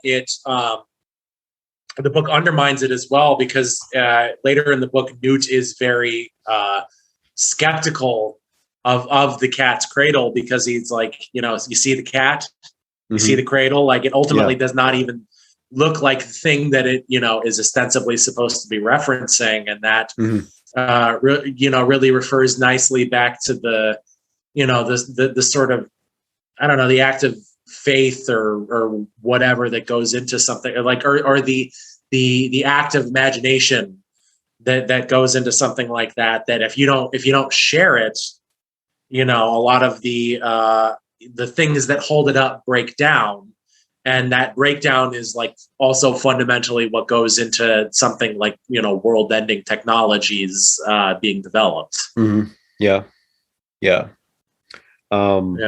It's, and then also the in the book, like Newt makes a painting out of like scratching a piece of black velvet or something like that. So that it shows white underneath, and he makes like a sort of evocative like impressionist like version of a cat's cradle that I think it's Julian Castle, the older one, like takes and throws into a waterfall, and he says that it's going to end up in like a fishing net that one of the locals has set up at the far end of the river that the waterfall flows into. And it's just going to be sitting, drying, along with other pieces of trash and detritus that end up in the net, on a beach somewhere. So there's kind of a nice, evocation of sort of like the existential emptiness of this like whole process as well, which also goes along with like Newt's, like, despite the fact that he made the painting, like his fundamental like skepticism and like lack of buy-in that he has to the whole thing. Yeah. Newt's a good character, I mean, all the characters are good, but there is something, he's kind of in the fact that he's like a little person or dwarf or midget or whatever term you want to use. I guess he would technically be a dwarf because they say that his proportions are fine. He's just short.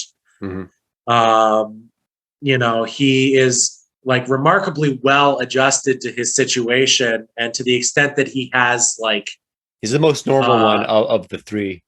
Yeah, like to the extent that he is maladjusted, it's more so because his father was Felix Hoenniker and not because he's like a dwarf. I mean, he is, he does say later in the book that he used to have sexual dreams of women 40 feet tall, like crushing him, which is, it's funny to say because that actually is like a fetish on the internet now, is like the idea of like being crushed by like giant people or something like that. Or like I saw one post about like some fucking guy, like he saw some kind of tall woman. He was like, I want to live in the bottom of her fucking sock. And I want her to fucking walk with me in the sock. And that's, I don't know if that's to say that like artists are tuned to reality in a way that regular people aren't, that they can sort of anticipate something that maybe is gonna like come after them, or if it's just that the act of creatively engaging in reality means that you're gonna sort of accidentally stumble upon things that like it's not that you were tuned into something, it's just that like, people are going to eventually like iterate their behavior into something like, something that you just sort of creatively were playing with. But regardless, I mean, that's a funny thing or whatever, but, Newt has kind of a cynicism to him. Like he is the only one that doesn't really have as strong of a memory of his father because he died when he was younger, and his mother he doesn't remember his mother at all either. So he doesn't necessarily have like a warm, like his warm presence is his sister, who has sort of, in the absence of having the father to mother and pamper and cater to, like turn him into like a perpetual child, Mhm. that she sort of infantilizes, and he both acquiesces to it, but also seems to have a certain, if not resentment of, then at least like he actively tries, tries to move outside of the cat's cradle of smothering that she sort of has him ensconced in. But also, he's one of the survivors as well, and he seems to be the one that is like the best adjusted to like the post-apocalyptic world, because he didn't fit all that well into the world like him and Frank both. They're very well situated in a post-apocalyptic world because they did not fit all that well into the world as it was constituted before the Ice Nine destroyed everything. Yeah.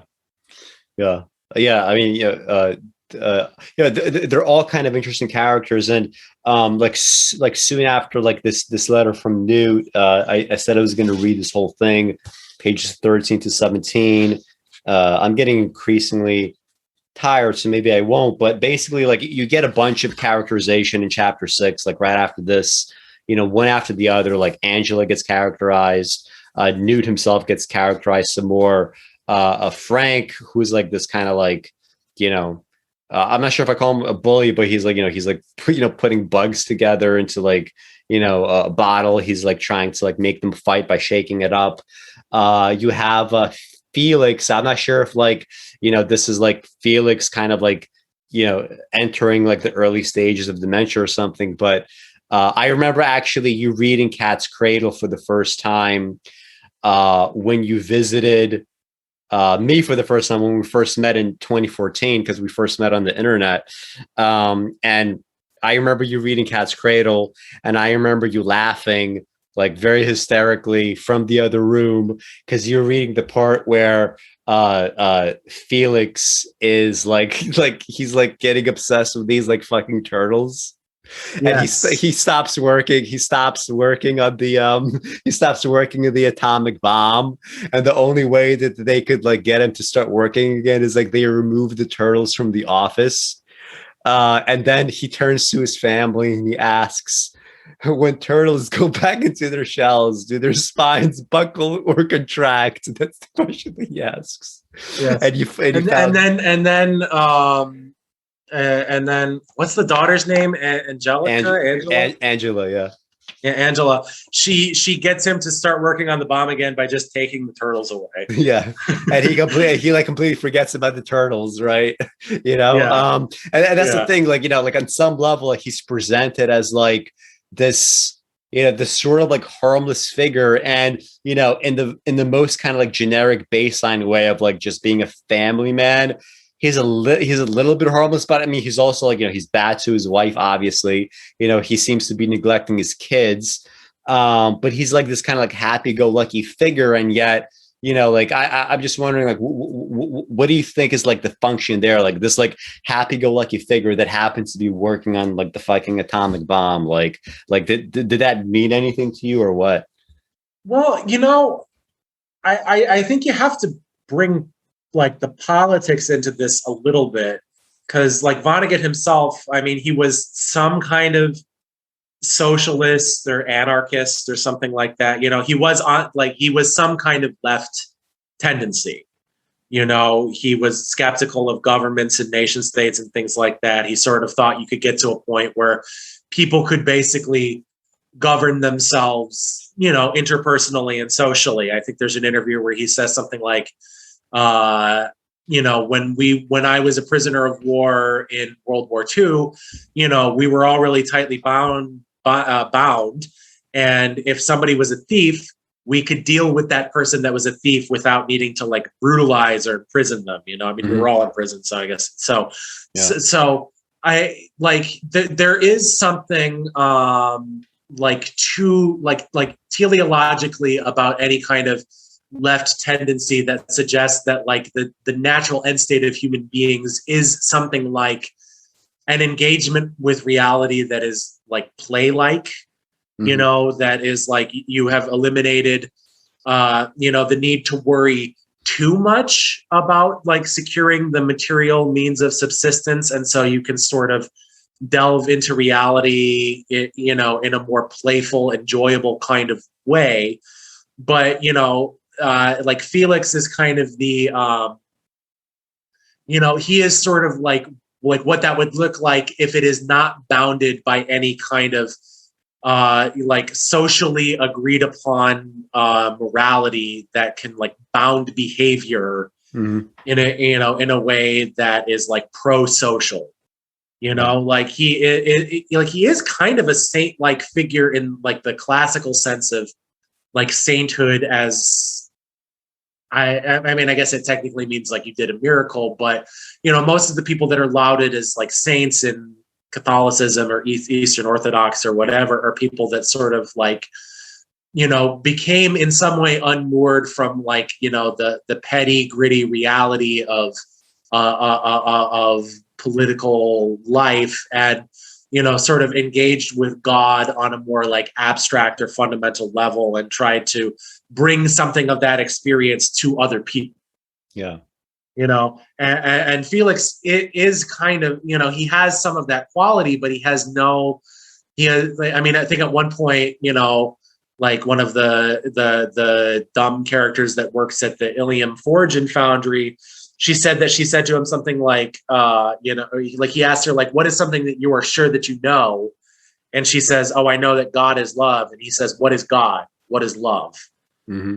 And, he is someone that is unmoored from anything that might make him consider, like, what are the implications of what I'm doing for anybody else that is not myself? Mm-hmm. He is like he is both, the like teleologically desirable end state of something like an anarchist or socialist project, but without any of the like any of the lessons that you might learn in the process of getting there that might make you not quite as solipsistic as he is. Mm-hmm.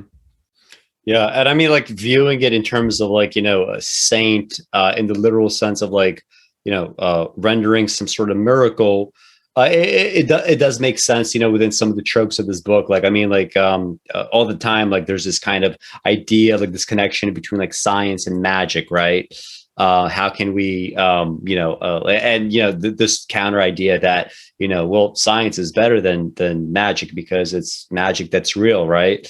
And, like to the extent that like delivering the atomic bomb is a kind of miraculous act, like in a twisted sense, like you could sort of say that, right? And I think like, with all these like characterizations that kind of like come at you, pretty fast, we get like a kind of like a capstone to a lot of these characterizations, and where everything is kind of going, like on chapter 11. It's a short chapter, but a very funny one. It's just titled Protein.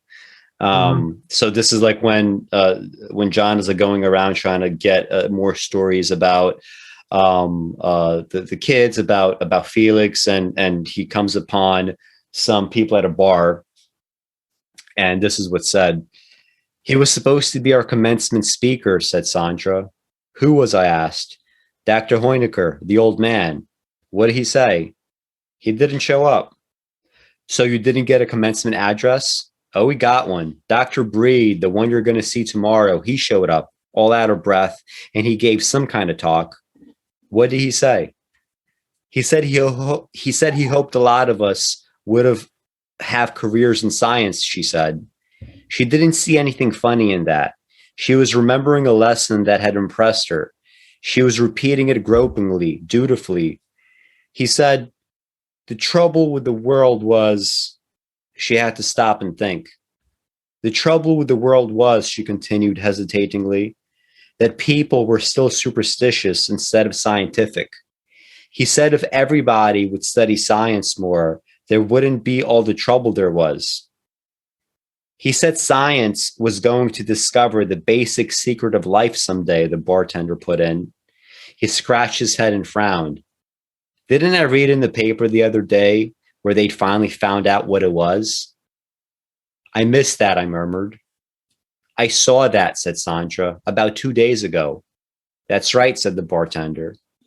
What is the secret of life, I asked. I forget, said Sandra. Protein, the bartender declared. They found out something about protein. Yeah, said Sandra. That's it. And I mean, there's like a bunch of stuff going on here. Like, first of all, notice how like of the three characters here, John is the one that is kind of like very demure, right? I missed that, I murmured, right? He doesn't want to admit that he missed what the secret of life was, that this, this newsworthy thing that supposedly both of them, were privy to and, not very educated. And he being like, educated and has like all these perhaps ideas about himself, he missed that. So he kind of like in an embarrassed fashion, he says, I missed that, I murmured.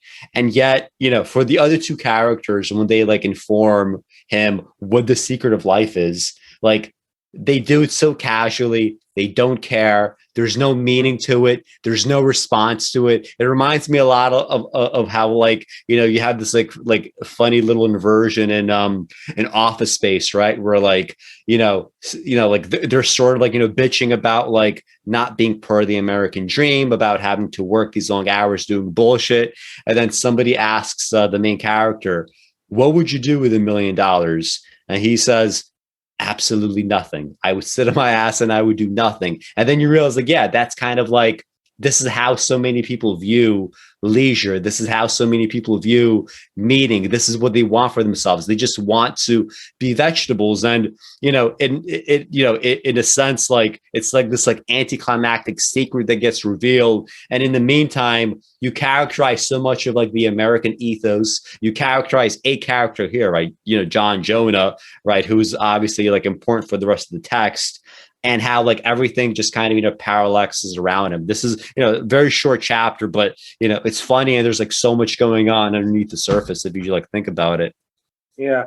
Well, it's also just a good summation of like the modern condition, when there is so much specialization of everything, and there's just so much knowledge and interpretation being generated like day by day that it's like, even if someone found the secret of life, the likelihood is, I mean, obviously that's a bullshit concept. There's no secret of life, but like, even if like somehow there was and somebody found it, it would likely, entail like knowledge and expertise that the vast majority of people would not really be able to relate to or understand. It would just be another thing that was in the newspaper.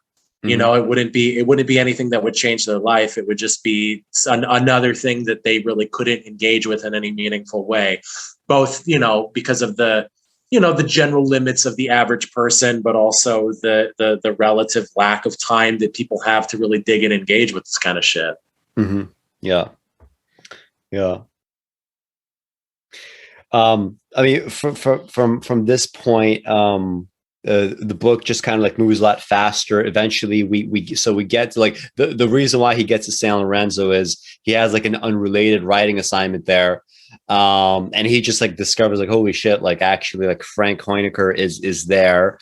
And when he sees, and you mentioned this like earlier about like possible like misogynistic undertones, maybe you could elaborate here. Like he finds Mona, right, and he sees her or like a picture of her, and he completely falls in love.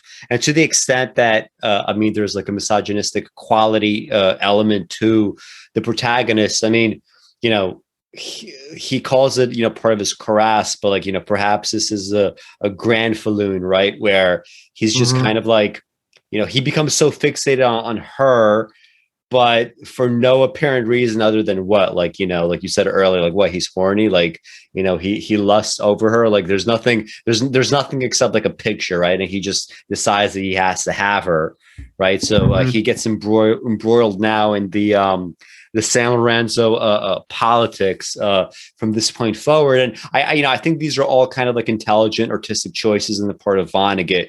We have, like I said earlier, the first third, we build this kind of base where like all the characters get fully fleshed out. And now they're stuck into like, the political side of things, the more philosophical side of things, and like developments and plot elements just really kind of like go at you very quickly from this point forward, until we get this thing with like Ice Nine. What do you make of, like, Mona, like, Mona Manzano? What is her function? Like, is she just there to just kind of like show, the silliness of John, or like what, what is she doing there, and why is she, like, maybe like written in the way that she's written, as a kind, she's kind of like she has like some mystique, I guess.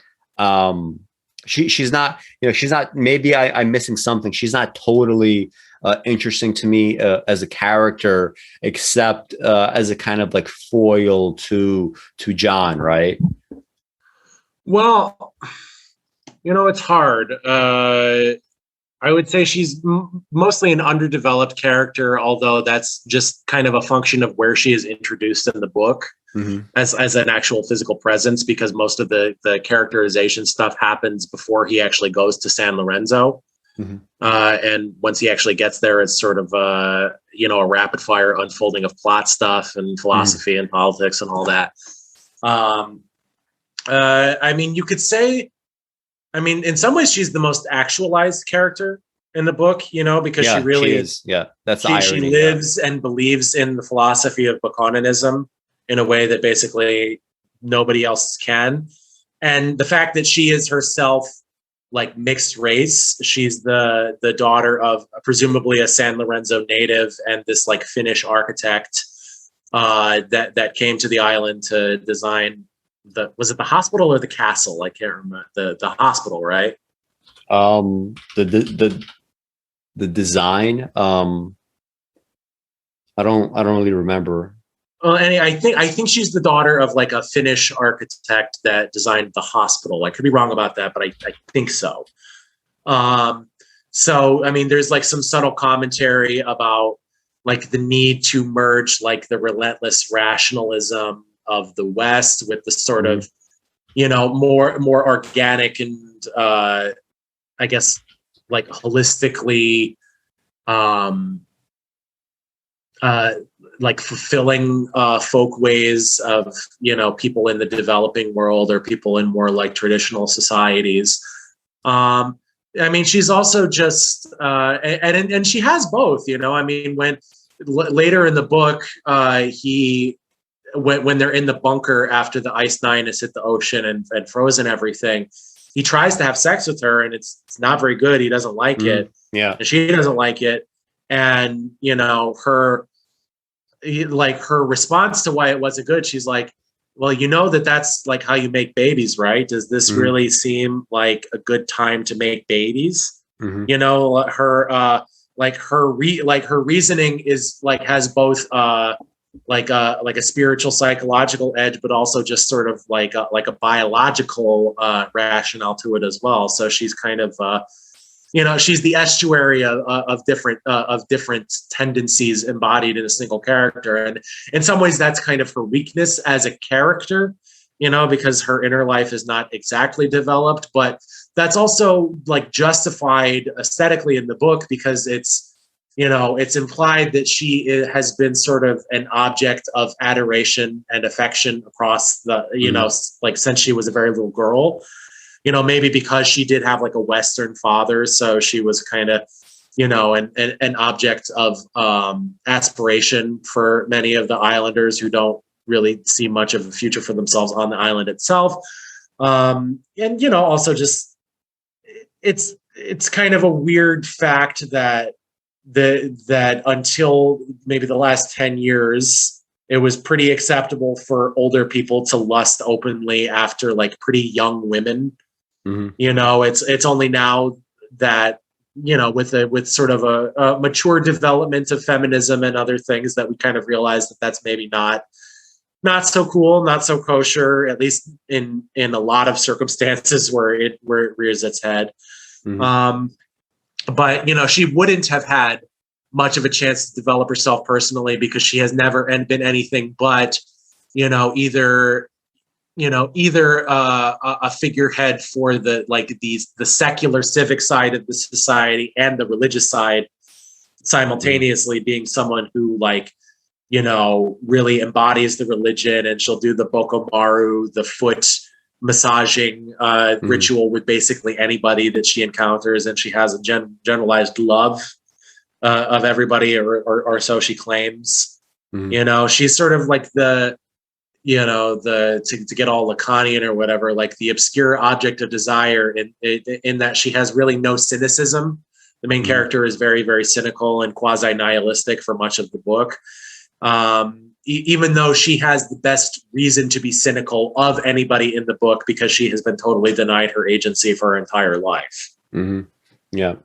I mean, you know, that's a good point. She's on one hand, like, yes, the most like self-actualized character, but also like, you know, like it's, you know, it's some sort of, you know, inversion as well, in the sense that, you know, perhaps like a little bit less human, you know, the rest. Perhaps that's, you know, that's also because of the self-actualization, right? Like in some ways, you know, like you could make the argument that the more self-actualized a human being is, the more fully human they are. But, you know, to others, right, especially to like other characters in this book that have many more flaws, you know, people that are self-actualized will appear, you know, less recognizably human for that same reason, right? Out of, you know, the deficiencies in others, right? Dialectics, man, it's a useful fucking concept. So like what else? Like I you know, I forget what other book he like. So Vonnegut like always like, you know, he always beats on this word Hoosier, right? Like he's always beating on Hoosier, like and Hoosiers and this concept of the Hoosier, right? Resident of Indiana, like that, Yeah. you know, I guess like proud people from Indiana use, you know, in reference to themselves, like this is always coming up.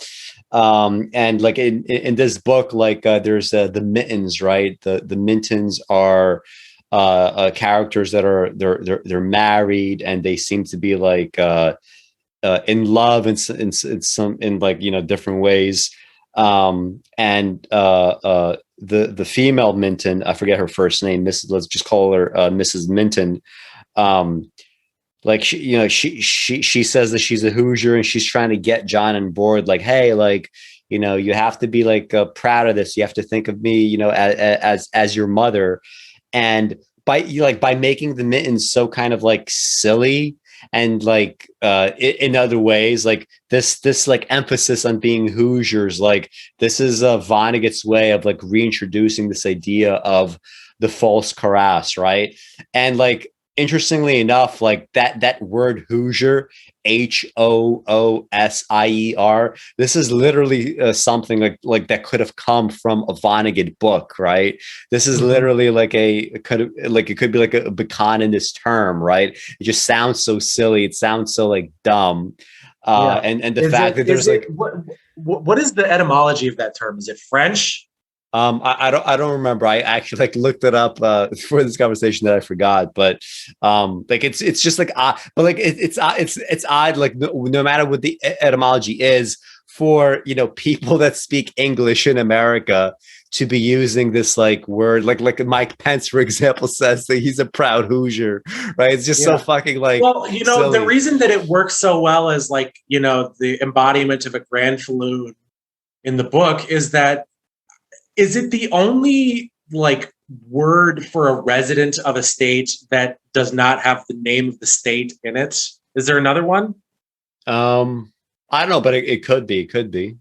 Yeah. Like, you know, the idea that, and especially Indiana, I mean, like, yeah, talk about your nothing states. The accomplishments that she lists off from Indiana. It's like some random person that did like one, I guess, notable thing, and some other person. But it's like, you know, like talk about a state that like does not have a culture. Yeah, you know, that is like I can't associate anything with Indiana. You know, like, you know, I mean, I guess it's Midwestern, so it has a generically Midwestern culture, but like Minnesotans and Wisconsins have like different qualities, you know, and Illinoisians have different qualities to those two states, you know. I can't specifically, like, other than now it's like, you know, a pretty right-wing state and it's full of like drug abuse. I really can't think of anything specific to Indiana that like, that, you know, that separates it from other states that would give it some kind of some kind of an identity that is worth like having a designated term for and like obsessing over in somebody's personal life. It's really, and you just know that like Vonnegut himself, like he just got annoyed that somebody said the word Hoosier in front of him. Exactly. That's definitely like the sense that I got. Yeah, like and so he just like incorporated it into this like multiple books. Yeah, and it's very organic in the way that it's interwoven into the book, and it works perfectly.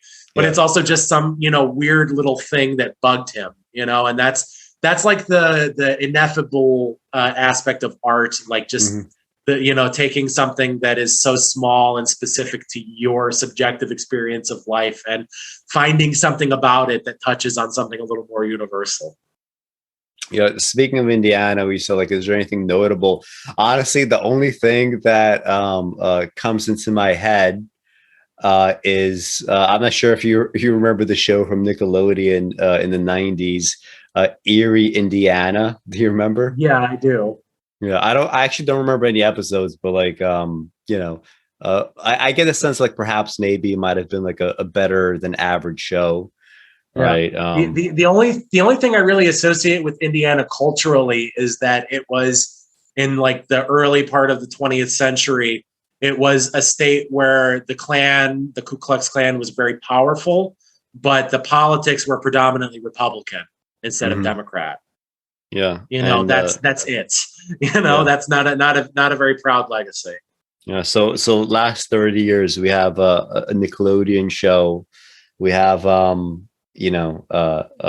Vonnegut still using this, a vice president who calls himself a fucking Hoosier and is like proud to do it and is like tweeting about it and shit. And we also have Obama winning Indiana the first time around in 2008. Those are the main things, but perhaps we're being unfair. Right. But I get the feeling that perhaps Vonnegut must have done some research. He was like, fuck Indiana, fuck these people. Like, you're using this dumbass fucking term. Yeah. So like, yeah, like, I mean, like, and that's like, an actual, piece of like everyday reality that, like you said, like he did work it seamlessly into the book. He did use it to not only characterize, the Mintons as, individuals in the book, but also, like it wasn't the Mintons, it was the other couple that was the Hoosier couple. Really? It wasn't the Mintons are the ambassadors. Yeah, aren't they the ones that are like, I'm your mom now? No. It was the other couple, the one where the husband is actually from Evanston, which is right next to where I am.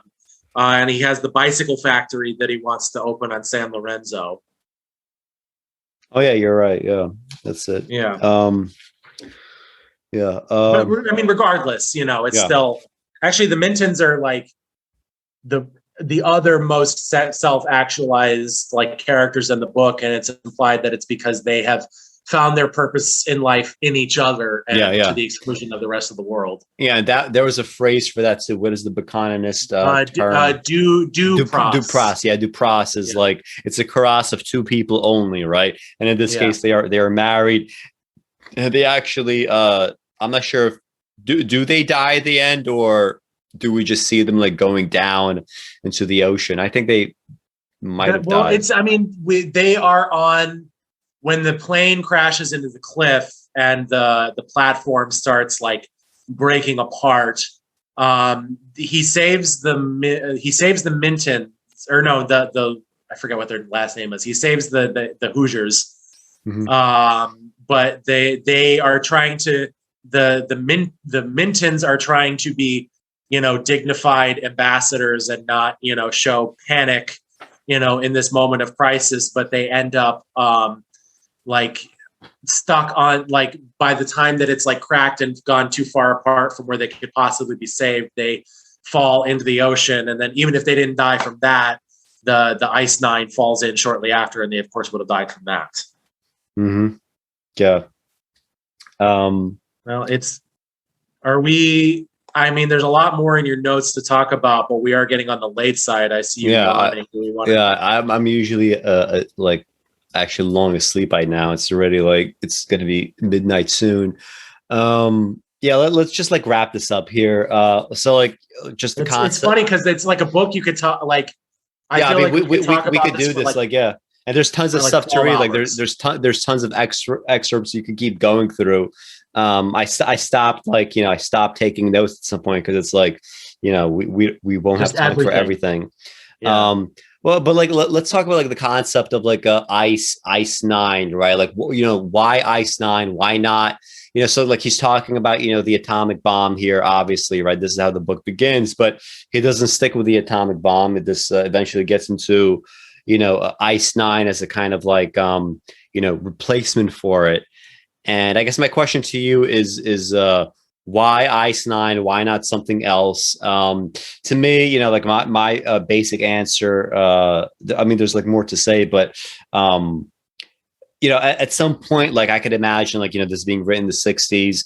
Everybody's like so fearful of the atomic bomb, fallout shelter, this, that. I can imagine, just kind of like it being sort of overdone culturally, it being overdone in terms of like, people's like politicized fears, it being overdone in terms of like the existential threats that get kind of like, bandied about. And this was like what? This was like published like what, like a year or so like after the Cuban Missile Crisis. So I like think it was contemporary. When was the Cuban Missile Crisis? That was in 62? yeah, 62. Yeah, so this was published in 63, so he was probably writing it at the same time that was happening. Yeah, and the fact that I can imagine like if this is the thing that's in everybody's mind, well, he probably feels compelled to discuss like the concept of like I guess a kind of mutually assured destruction without doing the most obvious route of like just talking about the atomic bomb. So interestingly enough, like he starts with the atomic bomb, but this is not the thing that destroys the world, right? Ice nine is the thing that has to destroy the world, but in the way that the atomic bomb has mutually assured destruction, and it has this like MAD quality because just human, like if you have an atomic bomb and it could potentially get into somebody else's hands, you will get into a state of like mutually assured destruction simply on account of how the human brain is wired, how human societies are structured. Like this is just like the talking about the cat's cradle from earlier. This is just like a set of decisions, most of them out of the hands of people in general, that will eventually lead to this point. And ice nine functions in the same way. It's not so much that MAD with atomic bomb is baked into like human fabric in terms of like how we structure society. With ice nine, it's actually baked into the physical structure of the ice, right? It's baked into what happens to things upon pure physical contact, but it's still the same concept, right? Except the logic gets transferred from I guess some level of human choice and human culpability to just like ice nine, like structurally baked into this process. As soon as it touches water, this is what happens to the rest of the world. I mean, in terms of why it's ice nine, I think you're right. I mean, just on a functional level, you got to find something that's not as overdone as the atomic bomb was, even by 1963, less than 20 years after it was, introduced to the world. I think it's also, I mean, I have kind of, in reading it this time and having thought a lot about, I guess the last 400 years of intellectual and political developments and the Enlightenment and all that, I have kind of gotten attached on this particular reading to the idea that there is something about this book that is, if not like opposed to, at least like loyally critical of the Enlightenment as a process. Yeah. So I think it's something about taking something as like fundamental and pure as water. I mean, as Lauren Isley says in like the first essay of his immense journey, if there's a secret to living in life on this world, it has something to do with water. It's the idea that like the application of pure reason, even to something as like simple and innocent as water, can pervert it and turn it into something that has the potential to undo everything. You know, it has something. It's about, you know, like you know, even the most innocuous of things can be turned into something that is at least self-destructive, if not species destructive. You know, if you apply reason to it enough in the absence of, you know, in the absence of other like moral or social considerations that might go into that kind of investigation. Yeah. I mean, yeah, you know, those are good points. Another thing that I thought about, and perhaps we could like sort of like end it here is, like, so like, I mean, you know, in some ways, we're not necessarily in a better state in terms of like, you know, potential nuclear Armageddon compared to like, you know, the time of the Soviet Union. We have made the transition from a bipolar world, meaning like, you know, two poles of power, Soviet Union, United States. Now we have a multipolar world. More countries have nuclear weapons. Some countries have them, like Israel, like in secret. You know, proliferation is kind of all over the place, but we don't have the same kind of rhetoric and the same kind of fears about nuclear annihilation that, you know, were around during the USSR, right? And I remember like when I was a kid and I was like first reading, you know, like Black Panther Party literature, and I think it was either George Jackson. Well, I mean, he wasn't like a Black Panther, but I mean, I guess like Black Panther adjacent. It was either George Jackson or Huey P. Newton. One of them said something like, you know what, we hear like all this bullshit about the atomic bomb and that, you know, it might get used against us, or we might have to use it against someone else, you know, after, you know, this was like in the 60s. But in reality, that's not possible, since, you know, mutually assured destruction will not ever allow someone to make the first move. And I remember like, you know, thinking about that at the time, and they were framing it as like, you know, a way to like, you know, it was like it was on the one hand like a kind of actual sort of threat in the distance, but also a very convenient way to control people, control the population, you know, rule in a sense by fear. Because again, like, it's just weird to me how like we don't have the kind of saber rattling and fear mongering about nuclear annihilation now, despite the fact that like, you know, not in all ways, but in some ways, you know, the risk is as high, if not higher than ever. Right. And the question is why, like what accounts for this transition, you know, and is, for example, like, you know, it's climate change today, like the new atomic bomb. You know, in, you know, like 2-3 centuries ago, did they have another kind of like, you know, item that they were fixated upon as like potentially the end of the world? Is this simply just like what human beings do? Like, do we simply like worry about, you know, potential, you know, pitfalls and ends to the world, like that we simply like cycle through that never actually transpire? Like, is this simply what people do? Is there something more sinister going on in terms of like, you know, keeping people in line and keeping sort of, you know, power where it is? Like how do you interpret all that? Well, I mean, there has always been like fixation on the end of the world. You know, I mean, it used to be religious in nature, you know, the idea of God himself coming down and ending things, or something along those lines. So, I mean, it could just be, you know, a displacement of that general tendency. I mean, you know, something that is kind of fleshed out in Freudian psychology that I think contemporary psychology has not quite gotten a handle on, is like the idea of the death drive. You know, the idea of like your existence and the existence of the species and of the planet, like there being something attractive about those two things being coterminous, you know. But I mean, in terms of the atomic bomb specifically, I think it's that there's there are different countries that have atomic bombs, but there's not necessarily a civilizational clash of ideologies at the heart of any of the conflicts between the parties that have nuclear bombs.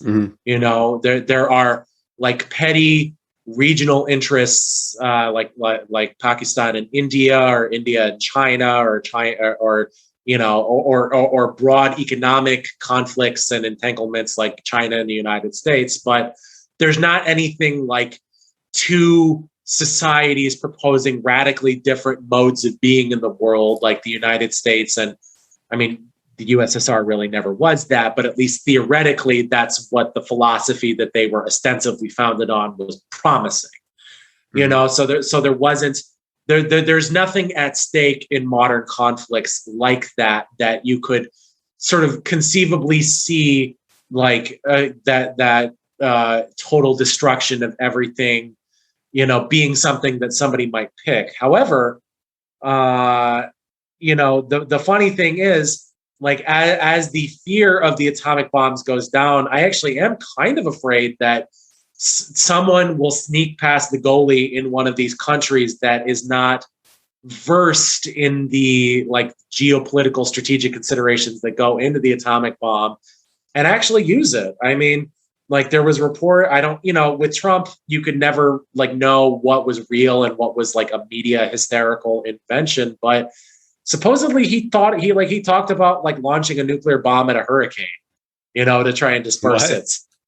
Like there was a story going around about how, like, when one of the, some hurricane was happening, like Trump had discussed with his advisors or his generals or whatever, the idea that maybe you could disperse the hurricane clouds by launching a nuclear bomb at them.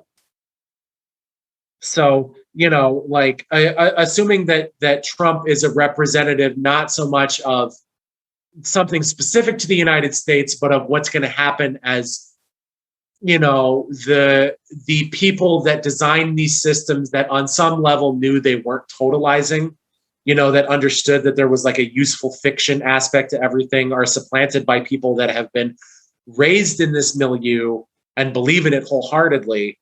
That you might get people in there that are not, like, they don't realize, no, you don't actually use the nuclear bomb. It's there, it serves a functional purpose other than its actual use. To me, it does seem entirely possible that some kind of conflagration could happen entirely because somebody got an idiot in there, maybe just, to see the outcomes of that, I have like the last 3 chapters here. It's about 5 or 6 pages. We could read that and go out on a high literary note here. Yeah, let's do that. Why don't you read that?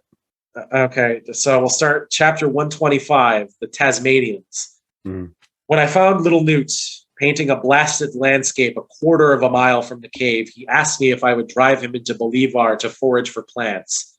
He couldn't drive him for paints. He couldn't drive himself. He couldn't reach the pedals. So off we went, and on the way I asked him if he had any sex urge left. I mourned that I had none. No dreams in that line. Nothing. And I used to dream of women 20, 30, 40 feet tall, he told me. But now, God, I can't even remember what my Ukrainian midget looked like. I recalled a thing I had read about the Aboriginal Tasmanians, habitually naked persons who, when encountered by white men in the 17th century, were strangers to agriculture, animal husbandry, architecture of any sort, and possibly even fire. They were so contemptible in the eyes of white men by reason of their ignorance that they were hunted for sport by the first settlers who were convicts from England. And the Aborigines found life so unattractive that they gave up reproducing. I suggested to Newt now that it was a similar hopelessness that had unmanned us. Newt made a shrewd observation. I guess all the excitement in bed had more to do with excitement about keeping the human race going than anybody ever imagined. Of course, if we had a woman of breeding age among us, that might change the situation radically. Poor old Hazel is years beyond having even a Mongolian idiot. Newt revealed that he knew quite a lot about Mongolian idiots. He had once attended a special school for grotesque children, and several of his schoolmates had been Mongoloids. The best writer in our class was a Mongoloid named Myrna. I mean, penmanship, not what she actually wrote down. God, I haven't thought about her for years. Was it a good school? All I remember is what the headmaster used to say all the time. He was always bawling us out over the loudspeaker system for some mess we'd made, and he always started out the same way. I am sick and tired. That comes pretty close to describing how I feel most of the time. Maybe that's the way you're supposed to feel. You talk like a Bokononist, Newt. Why shouldn't I? As far as I know, Bokononism is the only religion that has any commentary on midgets. When I hadn't been writing, I'd been poring over the books of Bokonon, but the references to midgets had escaped me. I was grateful to Newt for calling it to my attention, for the quotation captured in a couplet the cruel paradox of Bokononist thought, the heartbreaking necessity of lying about reality and the heartbreaking impossibility of lying about it. Midget, midget, midget, how he struts and winks, for he knows a man's as big as what he hopes and thinks. Chapter 126, Soft Pipes Play On. Such a depressing religion, I cried. I directed our conversation into the area of utopias, of what might have been, of what should have been, of what might yet be if the world would thaw. But Bokonon had been there too, had written a whole book about utopias, the 7th book, which he called Bokonon's Republic. In that book are these ghastly aphorisms. The hand that stocks the drugstores rules the world. Let us start our republic with a chain of drugstores, a chain of grocery stores, a chain of gas chambers, and a national game. After that, we can write our constitution. I called Bokonon a jigaboo bastard, and I changed the subject again. I spoke of meaningful individual heroic acts. I praised in particular the way in which Julian Castle and his son had chosen to die. While the tornadoes still raged, they had set out on foot for the house of hope and mercy in the jungle to give whatever hope and mercy was theirs to give. And I saw magnificence in the way poor Angela had died too. She had picked up a clarinet in the ruins of Bolivar and had begun to play it at once, without concerning herself as to whether the mouthpiece might be contaminated with ice 9. Soft pipes play on, I murmured huskily. Well, maybe you can find some neat way to die too, said Newt. It was a Bokononist thing to say. I blurted out my dream of climbing Mount McCabe with some magnificent symbol and planting it there. I took my hands from the wheel for an instant to show him how empty of symbols they were. But what in hell would the right symbol be, Newt? What in hell would it be? I grabbed the wheel again. Here it is, the end of the world, and here I am, almost the last man, and there it is, the highest mountain in sight. I know now what my karass has been up to, Newt. It's been working night and day for maybe 500,000 years to get me up that mountain. I wagged my head and nearly wept. But what, for the love of God, is supposed to be in my hands?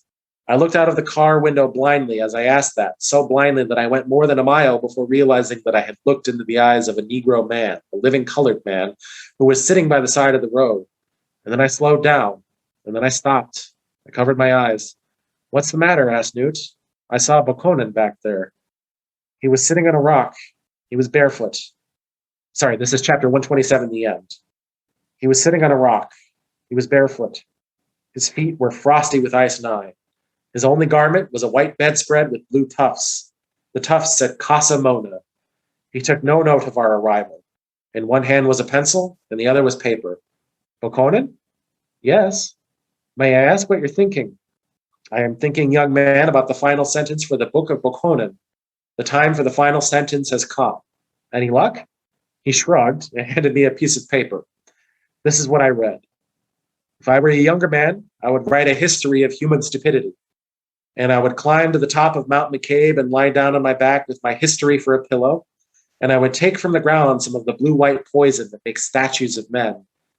And I would make a statue of myself lying on my back, grinning horribly and thumbing my nose at you-know-who. Yeah, it's such a kind of like, reflexive ending, right? I mean, some of the blue-white poison, right? The ice 9 that makes statues of men, on the one hand, like this concept of like petrification in a negative sense, but also, champions them in some ways, right? I mean, like the atomic bomb, like all of that, like entering, the human myth, right? Of like people that have contributed something. And yeah, I mean, it's a really good ending and a nice ending to a really great book. Mm-hmm. Well, and it's it's a book that only a great thing about Vonnegut books. I guess this is true of all great art, but because of the way he writes so simply, deceptively simply, like Vonnegut, his good stuff only gets better every time you read it. So if anybody is watching this that has not read this book before, read it, reflect on it, take a couple of years, and then read it again, because you'll find something new. And then watch this podcast again, because I'm sure that we say tons of intelligent shit that you're not going to get elsewhere. Which, by the way, if you're watching this and you haven't hit like, please hit like. If you haven't subscribed, please do so now. It is very, very helpful. Thank you for sticking with us all this time. I think I should go get some sleep. Yeah, I got to go walk the dog.